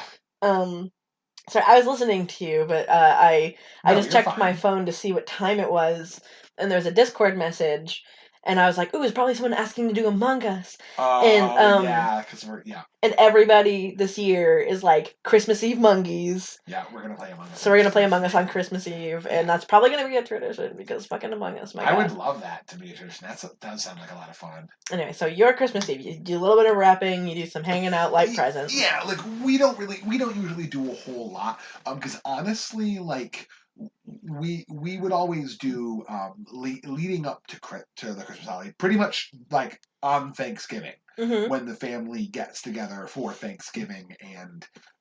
We're all like pretty much in the same place, and this is the extended family. One thing you need to know about my family, especially on my mom's side, is that none of us fucking leave. Um, like I love them all, but like none of us fucking leave. All of us are within like a 30-minute drive of each other. Oh, jeez. Like when I talk about like the Christmas crew, like the Christmas get together, Uh-huh. the Christmas and Christmas Eve people is my grandmother, um, her three daughters and their families Mm-hmm. who all still live around here. So that's my aunt and uncle who are my mom's eldest sister. And actually, weird story. My mom's oldest sister and my dad's oldest brother, who are both married, Mm-hmm. and have three kids of their own. Mm-hmm. And then my mom and my dad and me and my two brothers. So that's another three kids, another family of five. And then my mom's youngest sister, her husband, their two kids, all of them. Also, my mom's or my grandmother's older brothers kids and their kids and families, and my grandmother's older sisters two kids and their families. Well, Jim's just Jim, but like that family, and then like cousins of those cousins, and like my mom's aunts and my mom's uncles and my mom's great aunt, and like we have a minimum of 35 people. Right. And all of them live like within the Hartford and Tolland and Middlesex County areas Jesus. of Connecticut. So we're all here. We all gather together for Christmas. Not this year, Mm-hmm. but we're all around, and that's kind of what Christmas and Christmas Eve are. A lot of those people don't actually show up for Christmas Day. Right. A lot of them show up for Christmas Eve, and in a lot of ways, Christmas Eve is kind of the bigger of the two events for us. We mostly, like everyone kind of travels and gathers to grandma's for Christmas Eve night, though in the last several years it's been at my Aunt Jen's house. Mm-hmm. Her house is kind of bigger. Uh-huh. So we kind of go there because it can accommodate the higher number of people. We do first of all, once we get there, we have a whole like hors d'oeuvre plate out. There's like everybody brings an appetizer. We have a whole appetizer plate. We clear the appetizers up after like an hour. Everyone brings out a whole dish. We've got like a million fucking things. It's kind of like a buffet thing. Mm-hmm. Everybody eats until they're tired of eating. We wait a little bit, and then they clear that, and they bring out the desserts, and everybody comes out and everybody makes a dessert. It's kind of like we have like a potluck thing going on. Mm-hmm. Our holidays are very food oriented because my mom's side of the family is Italian, and if there's anything Italians like, it's making food. Right. So we have a ton of shit. And everyone gets around and eats. After appetizers, we all do the Christmas shot. It's usually some kind of whiskey. We all pour like iced whiskey. We take the shot glasses. Everyone has we have like a bunch of shot glasses that members of the family have owned forever, like from my great uncle's old shot glass collection or my great grandfather's old shot glass collection. Sorry. We put those in the freezer and we wait for like a few hours and we take it right out of the freezer and pour the shot right into the ice cold shot glass. We all do the family shot. This happens on Thanksgiving as well. During Thanksgiving, we pick a name of another member of the family who is 18 or older out of my great grandfather's old hat. And you're not supposed to tell your name to anybody. You're not supposed to pick yourself, but you pull a name out of the hat. That's your secret Santa. Right. You're basically buying, instead of this massive family all buying gifts for everybody, which would be fucking unachievable for most people, we all just have a $50 budget. We pick one person out of the hat, and you buy a $50 gift or $50 worth of gifts for that person. And everybody gets something. My grandmother still buys gifts for all the grandkids because, of course, she does. Right. But that's really it. That's pretty much how that works. And so everybody gets together on Christmas Eve night. We all eat, we all drink. We exchange the gifts that we got for each other. Grandma gives out some extra gifts to all the grandkids. People who haven't seen each other, like the siblings and stuff of the family, exchange gifts with their siblings. And that's where most of the gift giving is that night. We all get together. We make like a bunch of Christmas cookies. We grab the Christmas cookies. We bring the Christmas cookies from my grandmother's home at around 9 o'clock at night. And then those are the ones we leave out for Santa. We never would leave our own cookies out. We always take cookies from Grandma's house, bring those back to give to Santa. And it took me forever to realize that we would always try to be like, ooh, let's take this one, let's take this one. And then my dad would be like, and he'd like exchange certain cookies. Like he didn't want, and it was because like he'd be like, Santa doesn't want that one. And we were little, we were just like, why does he get to decide what Santa wants? He doesn't know what Santa wants. I think those cookies are really good. And my dad's just like, I don't know if Santa wants those cookies though. Yeah, he's, we have a direct line, and he, I'm pretty sure he likes the Christmas tree ones that are made out of shortbread. He likes those.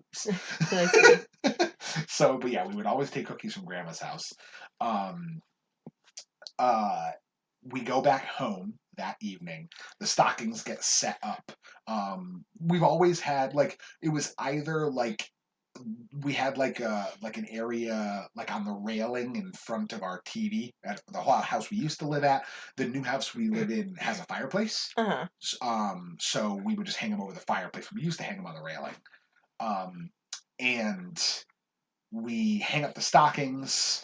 We just kind of bring all of the stuff that we got from the Secret Santas and from Grandma, and from aunts and uncles and things like that. Aunts and uncles who aren't going to be there the next day because they're going to the other side of the family or something like that. We do all of those, and then we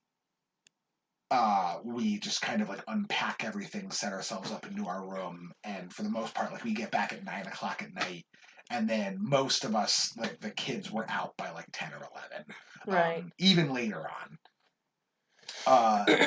Then we wake up first thing in the morning, 7 a.m., which is first thing in the morning. But we'd sleep till 7. When we were younger, it would always be we'd be up at 6 o'clock, fucking bright eyed, and we'd all gather in my mom's room and we'd fucking wait on the edge of the bed, and yank on the bed covers and just be like, when 7 o'clock though, and we'd just shaking, and she's like, we're not going. But that was a thing for whatever reason. It's because it was all timing based, because my mom doesn't like to just sit around and do nothing for too long, and she wants to sleep for longer. So we always go to our grandmother's on Christmas morning around 9 in the morning.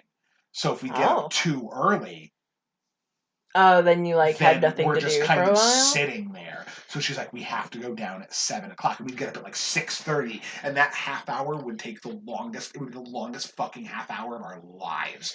We could not.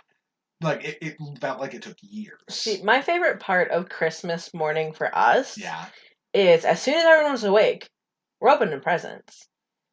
Well, yeah, that's kind of the same for us too. It didn't matter if it was 5, 6, no, 7. ours was always pretty much around 7 o'clock. But most of that is because my dad would stay up late putting out the presents, and then he'd fall asleep on the couch. And so Oh, then mom would be like, "You gotta wait for your dad to be up." So we'd like always we'd sneak downstairs and we'd look and we'd be like, "Oh, you can see all the presents," and then dad oh would my just be God. snoring. Yeah. Well, see, my parents were like fucking troopers. They Yeah. because obviously they did the same thing. They'd stay up until God knows how because they had to wait for us to go to sleep. Right. And of course, with our Christmas Eve tradition of not going to sleep, Right. they had to wait until whenever they heard us the least to like go put presents out and tell us at the very least don't come downstairs. Right. Um, and so they'd put presents out at like 4 or 5 because that's when they said we could get stockings. So they had to at least have them out by 4 or 5, or if they didn't, then like we could get them like as soon as they put them out. And so I'm assuming they put them out at around 4 or 5 every time. Right. Which means that we'd get them, we'd sleep for a few hours, and then we'd get up at like 5 or 6. Shit. That's crazy. So we'd sleep for an hour, they'd sleep for an hour, and then we would go nuts. Like we'd like You'd take a nap, really. yeah, we'd take a tiny nap in between the days, and then we'd go. Well, everyone's awake, so can we do presents? And so then we would get up at it's always dark. Like it's always still pitch black when we do gifts. No, we at least have the sun come up when we do presents. Nope, not for us. We do it in the dark. That's crazy. We would wake up at like 5 or 6, sometimes 7 if we were lucky. And we would get up and we would do gifts, and then we would sleep through the day. Oh, nice! Oh, that's really cool. Back in the day, we would take naps until around 2 in the afternoon, and then we'd go to my grandma's and we'd get gifts from grandma and like eat food and like do all that. But lately, the last 2 years, especially just because it's kind of loosely structured how we made it as we grew up. Right. We still kind of do it early, but we like now we wait for the sun to like start rising. We can usually catch it rise. Cool. That's fun. And we don't do presents immediately because, like I said, we're all in our 20s. We can chill and wait. Sure. So we usually wake up at like 7 or 8, and we make breakfast now, which is a thing that like since all of us have money now, we like chip in on. We get like I remember one year we got like 5 pounds of bacon. Oh wow. From Costco where they sell it in bulk. We like a bunch of bacon. We do pancakes. We do like we like make eggs and like we make like egg sandwiches, toast, like all sorts of things. I usually get all the drinks. I usually like splurge and get like fancy coffees and like tea and like juice and all sorts of things. That's fun. That's where we have like our fancy food. We have dinner the night before, which is like pretty normal, and then the next day we have like a really big dinner or breakfast. And then once everyone's all set up, we take the dog out to go to the bathroom so he's not freaking out. Right. And then we open gifts. And then as soon as we're done opening gifts, like we hang out for a little bit. Like not even very long. We hang out for a little while. We like chat and like talk about the things and like get some of the things working and like clean up the mess. Watch the cats fuck around in the like the wrapping paper. Yeah, like playing with the paper in the tree and shit. And then we bring all of our stuff downstairs. Usually Brandon wants to hang out with me for a little bit. Yeah. And then we all go to sleep. Wow. And then we sleep for as long as we want to. We always have a busy fucking day. We're like all over the place. Well, that's why when Ken didn't live with me, every year I'm like, "Are you coming over for Christmas?" Yeah. And he'd be like, "Oh, I'll come over later." And I'm like, "Okay, cool. Well, nothing's going to be happening later." Like, right. Like I'm gonna be sitting here from 9 in the morning, or taking my nap, I guess, until like 12, and then nothing for the rest of the day. Jeez. Yeah, because that's the thing is like I don't like Like the only time I was ever free on Christmas is late at night. Yeah, because you have a bunch of things you're doing. Yeah, well, because that was the thing is that like my usual Christmas tradition is like we get up, we open up all of our gifts. We're very much like we're kind of a dramatic family. We're a little bit of a spectacle kind of thing. So we all would sit around the family would sit in a circle. One of us would sit over by the Oh, tree. yeah, you guys watch each other open gifts. We do. We all sit That's around. awful. We sit around in a circle. One of us would sit by the tree. One of us would sit on one couch. Two people We're would not sit on doing the bigger that. couch. That's fine. I always thought that was kind of I didn't mind it, but I always thought it was kind of just like silly because like when we were kids we were just sitting there like fucking chomping a bit like give me the fucking presents, just like shaking. We had to wait our turn. We would go in age order Oh my from God. youngest to oldest, and the youngest would get to open their presents 1st. Mm-hmm. But then as like we got older and like my brother was the youngest, but also he asked for the most expensive because he's kind of a tech nerd, so he asked for all like the really expensive techie shit. So like we'll all get presents, and I'll be like, I want some video games and socks and like things that are kind of like not terribly expensive. And my brother would be in a similar boat. Kevin would, and then Nick would be like, "I want like a $200 monitor and like a gaming mouse and a headset and a fucking chair, and that's it." Yep. Like, so he'd have 5 gifts, and then you'd have like 20. Yeah, at the we'd end. have like 10 each, or 10 or 11, and he'd have like 4. And so then, even though he was the youngest and he should start first, it started being like we'd bounce back and forth a little bit, and then we'd pick, like, it'd be like me and Kevin would open 2, and then, but we'd watch each other open. It would go Nick, then Kevin, then me would open gifts, and then in a circle until all of us opened our gift, and then after we were done, Mom and Dad would open all their presents. Oh my God. But we used to like take turns because Mom wanted to see the look on our faces for every single gift we opened. Yeah. Well, we had 5 kids, so we're dramatic. we couldn't do that shit. Yeah, that's nuts. Exactly. We kind of had the same overall thing where the kids would open gifts, and then as soon as we had money to like get our parents gifts, we started a thing where we they didn't get gifts for a while because they were too busy buying gifts for all of us. So they like when they started getting gifts from us as we started getting older and we had jobs. Yeah. They like didn't know when they should take their presents from us. Right. And so they would take them on Christmas Eve for a while, and then I think they started taking them at Christmas, but after we did our gifts, just like yours. Okay, yeah. But the way we opened gifts was that they would hand out a gift to everybody. Like, everyone got one. Right. And you had to sit there and wait with your gift. But the thing is you had the gift in your hand, so you weren't sitting there chomping at the bit like, when can I rip it open? Yeah, right. You're like, okay, I have the present. You're like looking at it. You have it in your hands.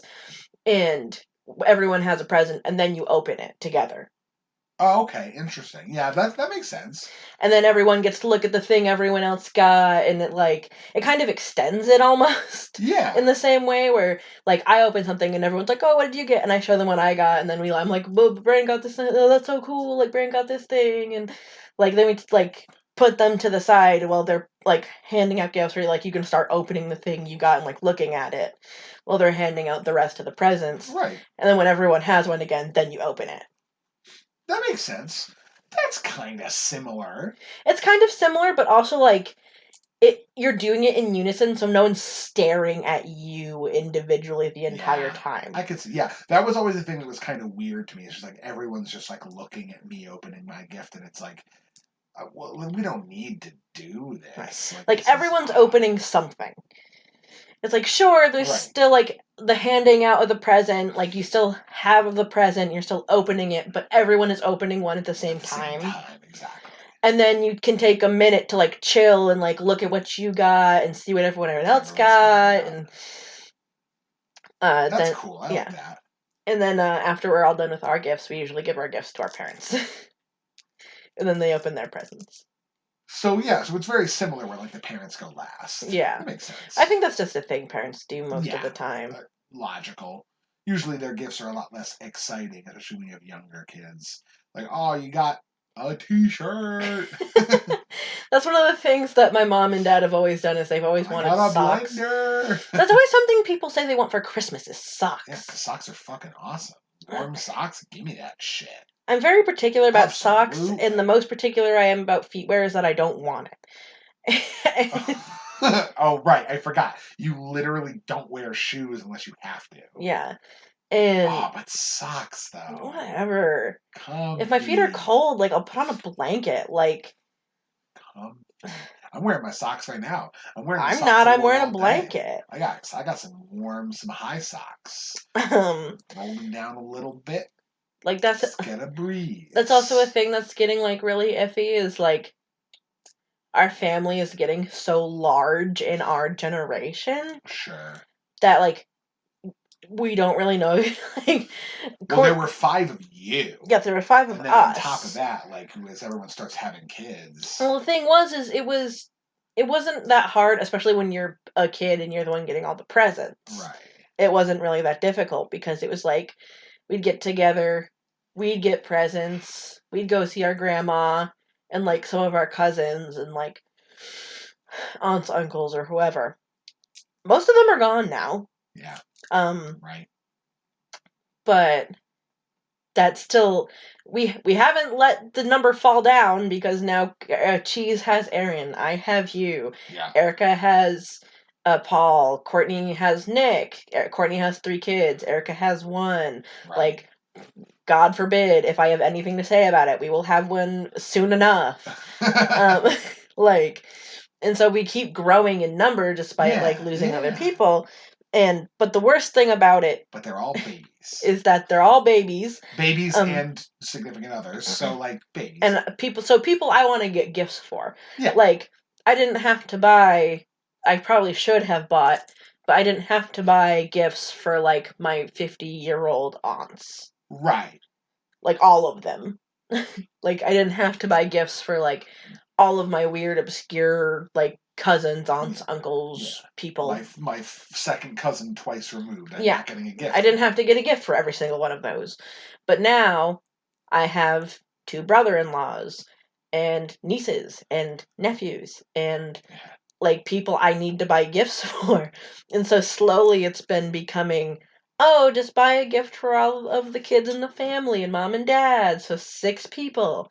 Oh, buy a gift for mom and dad and all of my siblings and also Paul and also Nick and also maybe the nieces and nephews and also gotta get one for Ken because I want to get him like 12 presents and also like yeah, you do. I like when we set budgets for Christmas and then we both buy gifts that equal up to the budget and then you go, oh, by the way, I totally went over budget. Well, that's my new favorite tradition. Ma'am. I was gonna say, with the gifts, I'm not complaining about buying presents because I love buying presents. Yeah, you do. That's my love language. We literally have gone over it before. Yeah, I love absolutely giving gifts.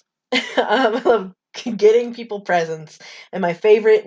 So it's like getting people a lot of presents is not an issue for me, but it's hard to keep track of now because I'm like, am I buying everyone good enough presents? Like, does like. I haven't sent Courtney and Nick gifts or the kids gifts in forever because they've been all over the world because he's a military dude she's married to. But my favorite new tradition is us setting a price limit and waiting until you've bought my presents and then buying you more presents. This is not going to be a tradition. I've done it every year since we've been together. We are not doing this. Well, I think it's a tradition now. Oh my goodness. Except he beat me this year because he did the same thing back. I sure fucking did. We set a price limit. The next day I broke it. And you made the mistake of telling him that I did it. Paychecks left. Yeah, I thought he wasn't going to buy any more presents. Oh, no, I wasn't done yet. And so then you underestimate my power. So he bought more presents than me, sure and now did. I'm gonna look like the buffoon. Yeah, she got like real salty because she was like, "Oh yeah, I want." Because we exchanged one gift. Oh yeah, we exchanged one gift early because I got him 3 presents, and so there was 2 that were similar. That I'm like, I really want to give you this one early. And he was like, well, I have 6 presents for you. And I was like, what the fuck? Yeah, I know. Because the other thing, she's like, well, because she was like, I want to give you one of mine early. I'm like, well, I mean, that's fine because we still have stuff to open. She's like, well, you'll have 2 presents to open because I got you 3. And I'm like, oh, well, yeah, we can definitely do one of mine early since I got you 6. And she's like, you got me wait, what? And I'm like, yeah. And I was like, you got broke him. the tradition. That's Got not him. how this is supposed to go. I'm supposed to win. Technically, I gave you 2 of them early. Good. Yeah. That's Yeah. better. Yeah. Both of your weird ones.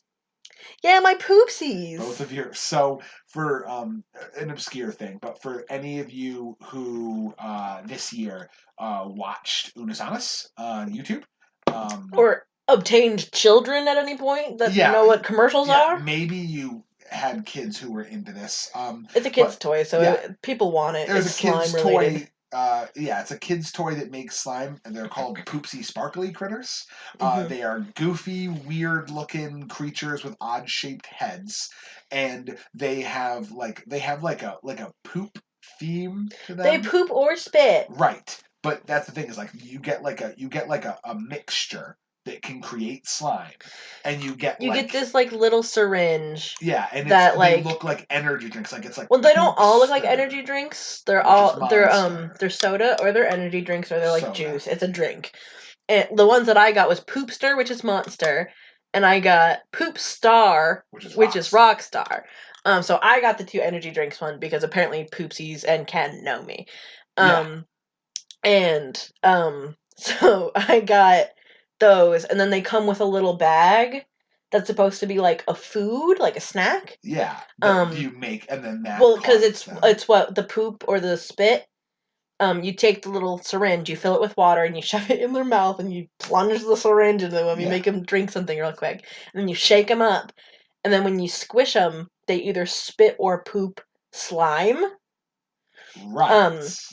And the bag is what you're supposed to. This is a real thing. Yeah. A real product for kids. And the poop or spit is what you're supposed to put like in the bag of the snack. But the snack also has a weird like theme.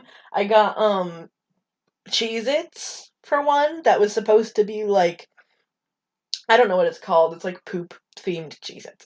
Yeah, and then the other one that's much more memorable is the poop farts. Pop-Tarts. They're Pop-Tarts. Poop farts. They're frosted caca berries flavored poop farts.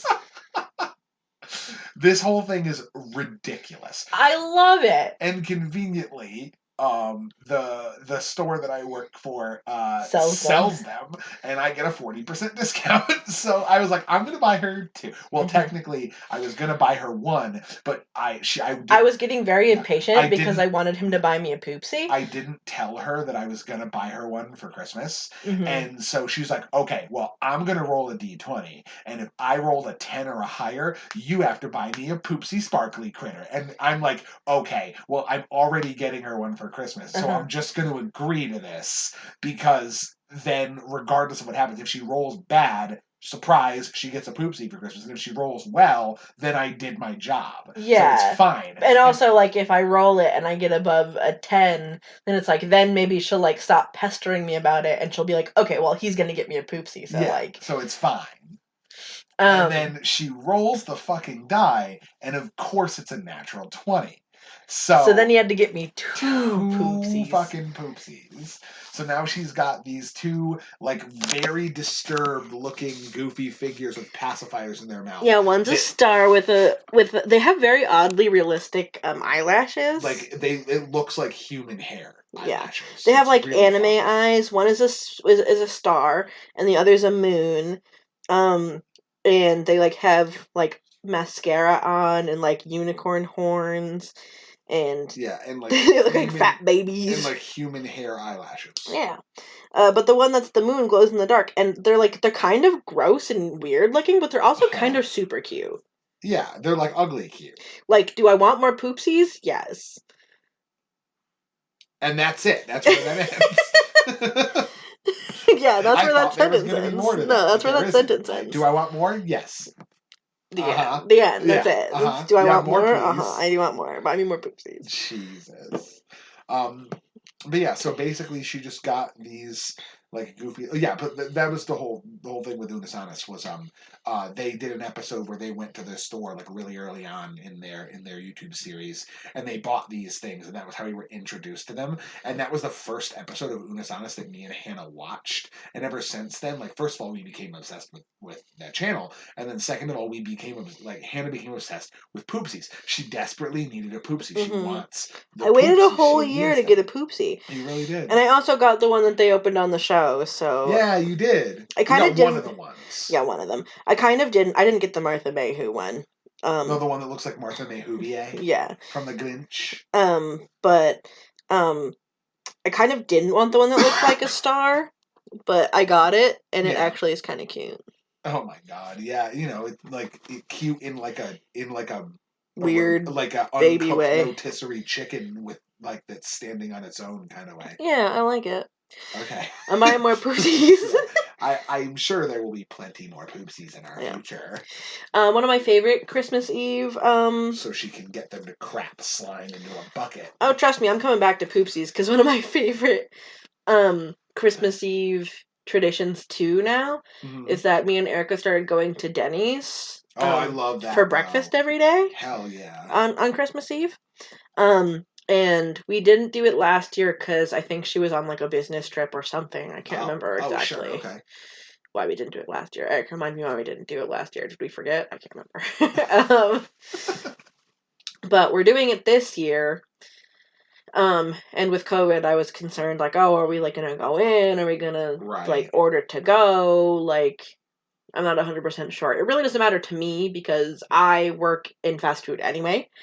Which means that if I eat while I'm doing my shift, I'm literally doing the same thing I'd be doing in that store anyway, which is wearing a mask until I put a bite of food in my mouth and then like finishing my food and then putting my mask back on. Sure, that's fine, yeah. I feel like we might be doing takeout, but I'm not sure. We'll be doing one of the two things. I told Erica we would troubleshoot it. Yeah.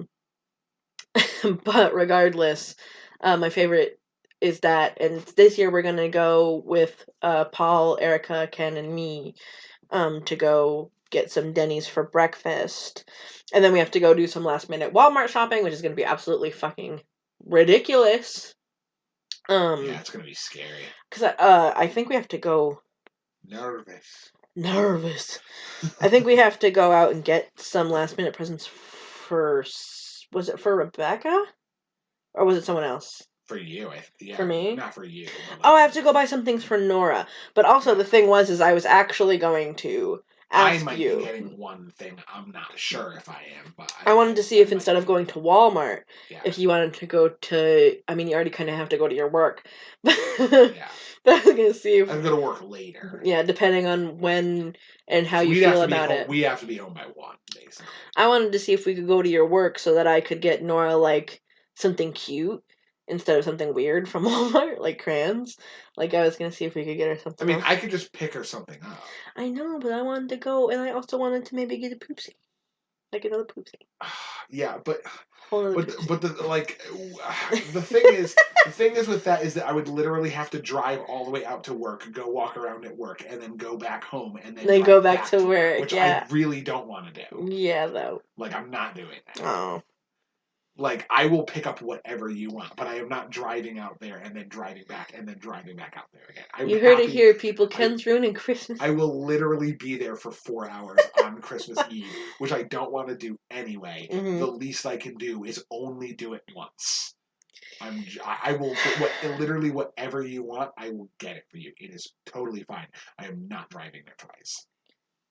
That's all I'm saying. Mm-hmm. You heard it here. Ken's ruining Christmas. Oh my god. Ken's ruining the Christmas Eve. I'm ruining Christmas because I won't drive 3 times to the same location. Yeah. No, it's not happening. Okay. Anyway, do you have any other Christmas Eve traditions that you want to talk about? Like Christmas Day traditions? Yeah, I do more stuff on Christmas Day.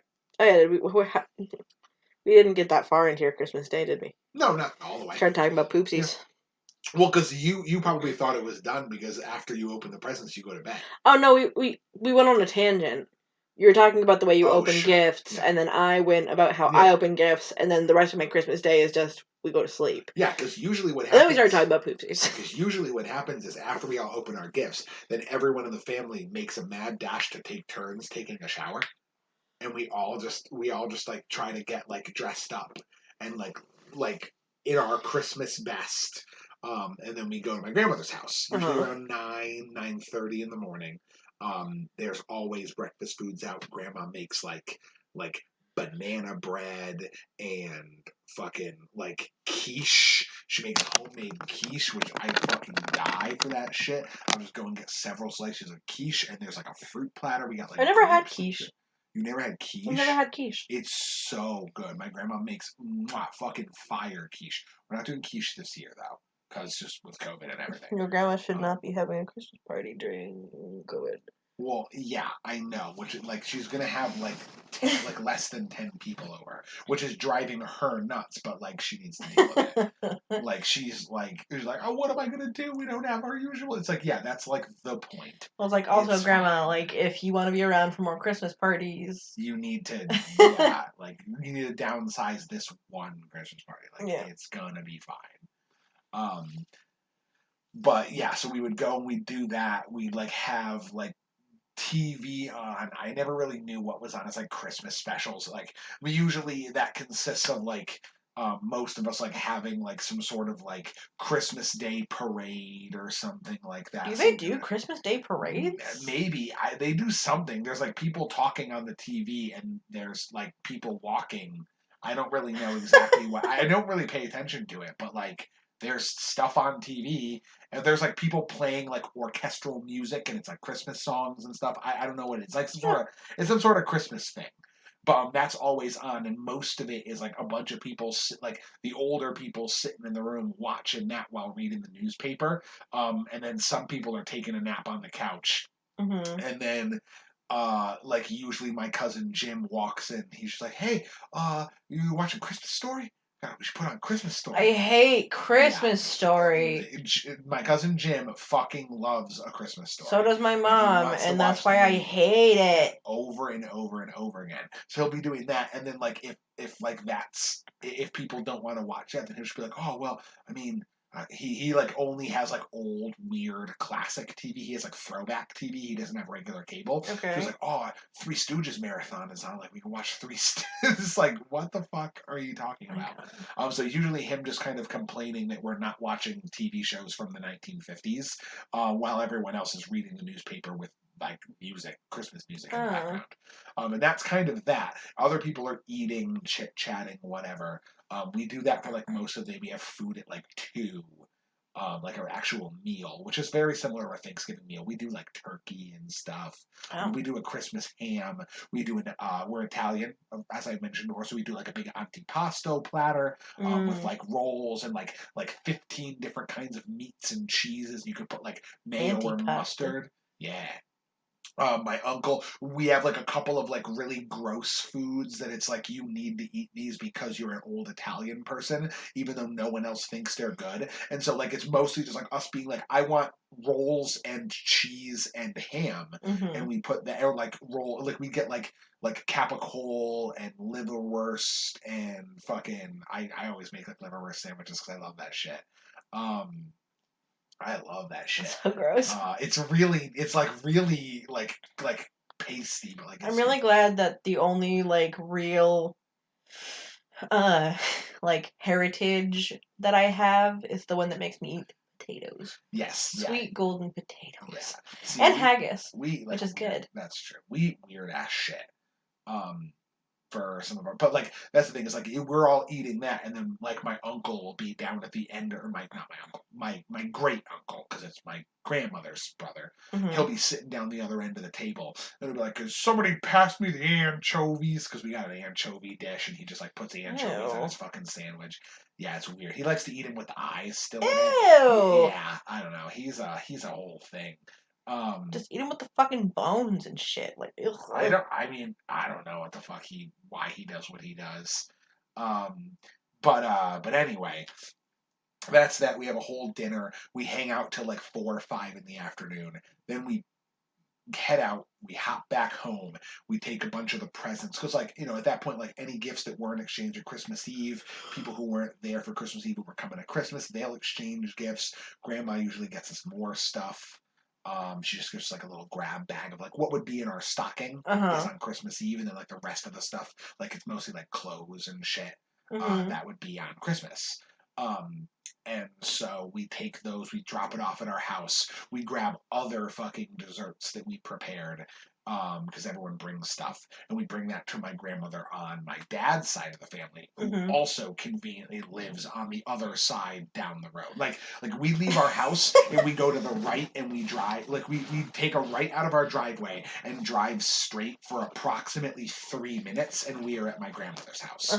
We head out of my driveway, take a left, and drive for approximately 1 minute, and we are at my other grandmother's house. So we just swing back and then go to my other grandmother's house. She keeps it very low key. It used to be a little bit more like everyone gathers around. They usually give us money, and then we just kind of chit chat. But it's like lesser, like smaller group of the family. Right.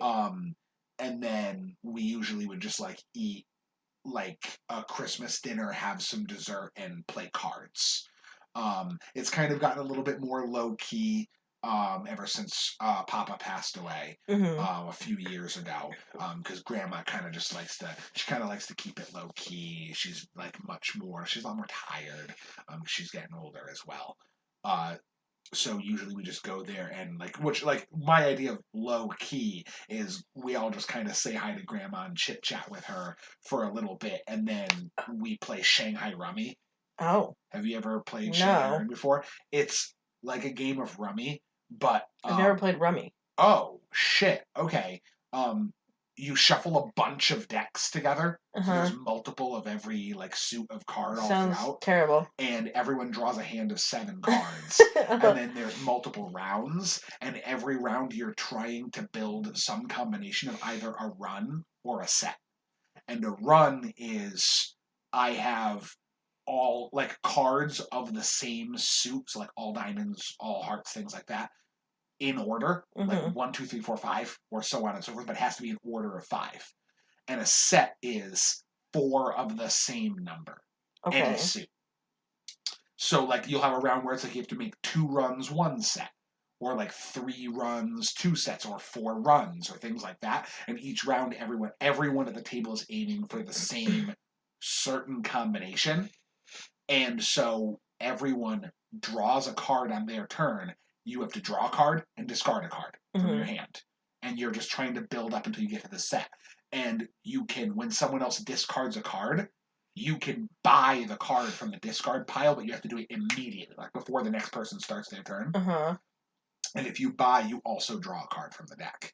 If you don't want to do anything, you just you draw a card, discard the same card, and then that's whatever. Oh. But eventually people build up until they've gotten the correct combination of cards they need, and then you lay your cards down. Everyone else can go down and play their cards onto your cards, and you can go down by having the right combination, but then you have extra cards in your hand. The round ends when one person has 0 cards in their hand, and then everyone else scores points based on how many cards they have left in their hand, and it's golf rules. Lowest points wins. Oh. So we just do that for 6 rounds around. The game takes 2 hours. Oh my god. And we just go around and everyone scores points for the round, and usually Grandma absolutely fucking destroys us in that game. She is an animal. Never challenge her. That all of my card game knowledge and skills in games of strategy, it came from her. There is no other way I could have obtained that much power.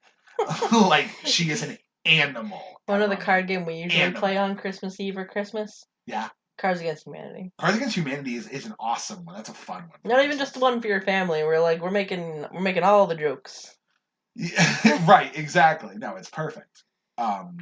We do not, your family would not. You wouldn't play kids version of anything. You just make dick jokes on Christmas. Absolutely. Yeah, that's really the point, isn't it? Yeah, Dad won't play because Dad just doesn't want to play. But also if we're gonna play a game, we're gonna fucking play a game. Yeah. Not that I don't think that everyone could play spicy rummy or whatever you said. Shanghai rummy. Yeah, spicy rummy. Yeah. Uh, Spicy rummy. That's it. We're like, talk about dead babies more. It's Christmas. Oh, Jesus. Yeah. We could start. We could start some kind of card game. Like that's the thing is like usually like Play Shanghai against humanity. Shanghai cards against humanity. You have to get the right combination of offensive cards. Yeah. Yeah, that's perfect. You gotta at least get 4 really bad jokes. Yeah. And then you win. Yeah. What was it? I think it's like a two of clubs is a wild card in Shanghai Rummy. It can be anything. What? Yeah. Why? I don't know. Would that be like that would be like the Anne Frank card, wouldn't it? Or something, I guess. Like the one that it's like this is so fucked up, but also it just wins every round. Oh, isn't also like I guess that I don't know. Isn't that like there's a lot of cards in Cards Against Humanity that I was are gonna say, isn't that. like That's the big one, black cock like one of them or something? Maybe, yeah. There's a bunch of cards in Cards Against Humanity that fit that bill. There's only one. There are only 4 Two of Clubs, but there's many in Cards Against Humanity. Yeah, but that's basically my whole like. I don't even play Shanghai Rummy for that long. I'll play for 2 rounds, and I'm just like I am so bored, and my parents piss me off so much because I'll always be like I'm tired. It's not even that I'm bored. It's just like I literally did stuff all day, and we never take a break from socializing during Christmas, and my social battery is done. It is 8 o'clock, and I am over. Yeah, like, Christmas is I would over like to go for me. home. Yeah, and they want to play for 2 more hours, and I'll like it always seems to be like whether I'll be winning, and then I'll be like, oh okay, well I'll probably bow out after this next round or something because like I'm doing well, so I'll play 1 more round. But if I'm like kind of not doing well, I probably won't win the game, so I'm not gonna play for an hour and 45 more minutes.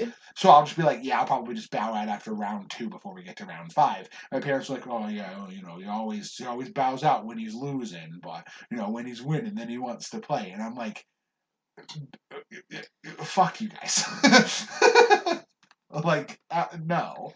I'm just tired. That's not what this is about. I'm exhausted. The only reason I can muster the energy to continue playing is because I was on a streak and didn't feel like I had the endorphins of winning.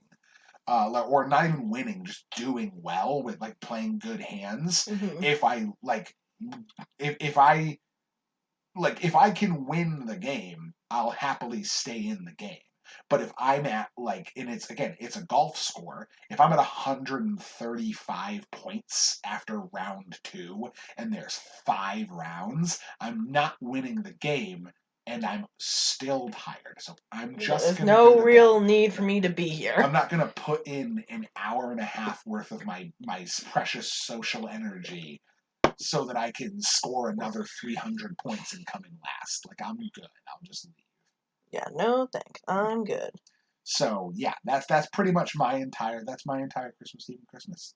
It's always so jam packed. I'm really interested this year to see how Christmas Eve and Christmas is going to go, because it's going to be interesting because you're going to be like we're going to go see my parents at some point. Yeah. So you're going to have a little bit more of a hectic Christmas than you're used to, and I'm going to have a much more laid back Christmas than I'm used to. I know, because now we have to deal with mixing the Christmases together. Yeah, I'm really interested to see how that goes. I think this year's at least Christmas Eve, because I don't know what's happening with Christmas right now. I don't think we've talked about it, but Christmas Eve is so jam packed full of shit. Yeah, that it's pretty par for the course for me. But, really, what's happening is we're getting up 9 o'clock. We're gonna go have breakfast. Yeah. We might go shopping minimally, somewhere, or if not, we're going home. Right. We're probably going to play a little bit of Christmas Among Us. You have to go to work at one point. Yeah, I have to leave at 1:30.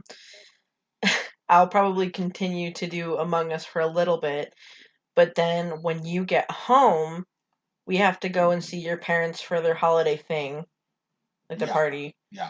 And then we're spending. They'll have already been going for the entire day, so we're gonna stay there for an hour. They'll probably only have been there for a couple of hours. They usually start at 6, and we'll be there by 7:30. Yeah, and so we're gonna stay for an hour or 2. An hour and a half, probably. Hour and a half. Then we're coming home, and then we have to do my families like dinner, Dinner, presents, and then we're gonna movie night. do movie night, and then sleep, and then we're gonna wake up, do stockings, presents, breakfast, and then a nap. Or do I have maybe. I mean, I might go to my if my parents have stuff in my stocking and they don't bring it to Christmas Eve, I might go see my parents. You don't have to. But that's probably the extent of what I. And usually Christmas we were running around everywhere. But like this year, like with COVID and everything, like my grandmother on my dad's side is like she's immunocompromised. Yeah. So we're just not going. Right. Like my dad's gonna like pick her up some Christmas stuff and drop it off at her house. Like we've been buying her groceries forever, and that's it. Like he's just gonna do that, and like my grandmother's gonna have a very small gathering because most people don't want to all jam together. We're gonna have like 9 people at my grandmother's house. They're gonna go. I'm not going this year. I'm gonna go the night before and call that a day. Right. So like they're probably gonna be like they're gonna be less busy than usual. I'm gonna be astronomically less busy than earlier. I'm moving a little bit into Christmas Eve, but like it's just a little bit more than usual. The busiest I've ever been on Christmas Eve was like I would go to work and then I would come home. Yeah. And then I would do the normal Christmas Eve thing we do, and then I was done. Like, I've never, and we would always go get breakfast, but, like, it was always so chill. Yeah. Like, we would never, like, be like, breakfast, shopping, home, video games, like, your parents' party, back home for dinner, presents, movie night, sleep. Yeah. Like, that's the whole day. Oh, yeah, it's everything. The busiest I've ever gotten was breakfast, work, dinner, video night, sleep. Yeah, it's gonna be a new experience for me. I'm really looking forward to my fucking Christmas Day nap. That's gonna be good. I never had that shit before. That's gonna be nice. Yeah, we all open gifts, eat breakfast, and then that's the thing music, is, yeah, mom plays Christmas music while we open gifts. We have breakfast. We we have all of our presents. We bring it all down here. I figure out where the fuck it's supposed to go, and then we just go to sleep. Hell yeah, I'm real excited about that. It's gonna be an interesting Christmas. Yeah, I was gonna say, it looks like we are pretty much at our time limit. Oh shit! Yeah, look at us. We really went off on that. All right, cool. But this is going to be coming out the day before Christmas Eve. Yeah, should be. It should be probably posted the day before Christmas Eve. So consider this your little holiday teaser. And for all of the people that listen to us that either don't like Christmas or don't have good Christmases, I hope it goes well for you, or or that this can cheer you up, maybe. Yeah, and if you celebrate a different holiday, I hope you had a great holiday this year. For sure. Happy winter solstice, everybody. I missed that by a few days for you guys, but hopefully you saw the big North Star and. That's true. The people who are listening to this, you will have been able to have seen the Christmas star this year. First time since 1266 AD. Christmas star. That you can see. Yeah, Saturn and Jupiter intertwine with each other. I know. I just don't like that it's called the Christmas star. Oh, I think actually I literally just saw your parents go out. Maybe 2 minutes ago, I saw them go out the door because I think they're going to look. They're going to go look for the star. Because as I saw your mom and dad walk out. Giveaway that we're recording this on the solstice. Whoops. That's fine. We didn't record this 2 days before I had to go. Oh, that's not us. Listen, it is the holiday season. We are scraping by. Oh yeah. We are busy. But also we're gonna be coming back next week. Yeah, we're gonna do Is it next week a joint episode, or is this next week? Well, next week is technically we had one more round. Mm-hmm. We're gonna move it up and do our group episode because I kind of want to do a 2020 wrap up. Yeah, we're gonna do gonna be next New Year's resolutions, talking about the last year, things we expect for the next year, unique challenges and exciting futures. We're gonna talk about what are our and not the boring I want to exercise more resolution. We're talking about like what are the things like what is the shit we want to commit to for next year? What's the stuff that we want next year to be defined by? I was gonna say I'm like that's kind of like one of mine, but it's not exercising. I'm not exercising next year. Nope, fuck that. Too much walking. I get enough of that at work. I'm done. Yeah, so it's gonna be an overall New Year's episode next week. We're gonna talk about resolutions, things about the things that happened last year. Yeah. The things that are probably going to happen next year. Yeah. Some of the things that we like enjoyed the most about this year. I know that's hard for a lot of people because there's this year. This year sucked. Sucked ass.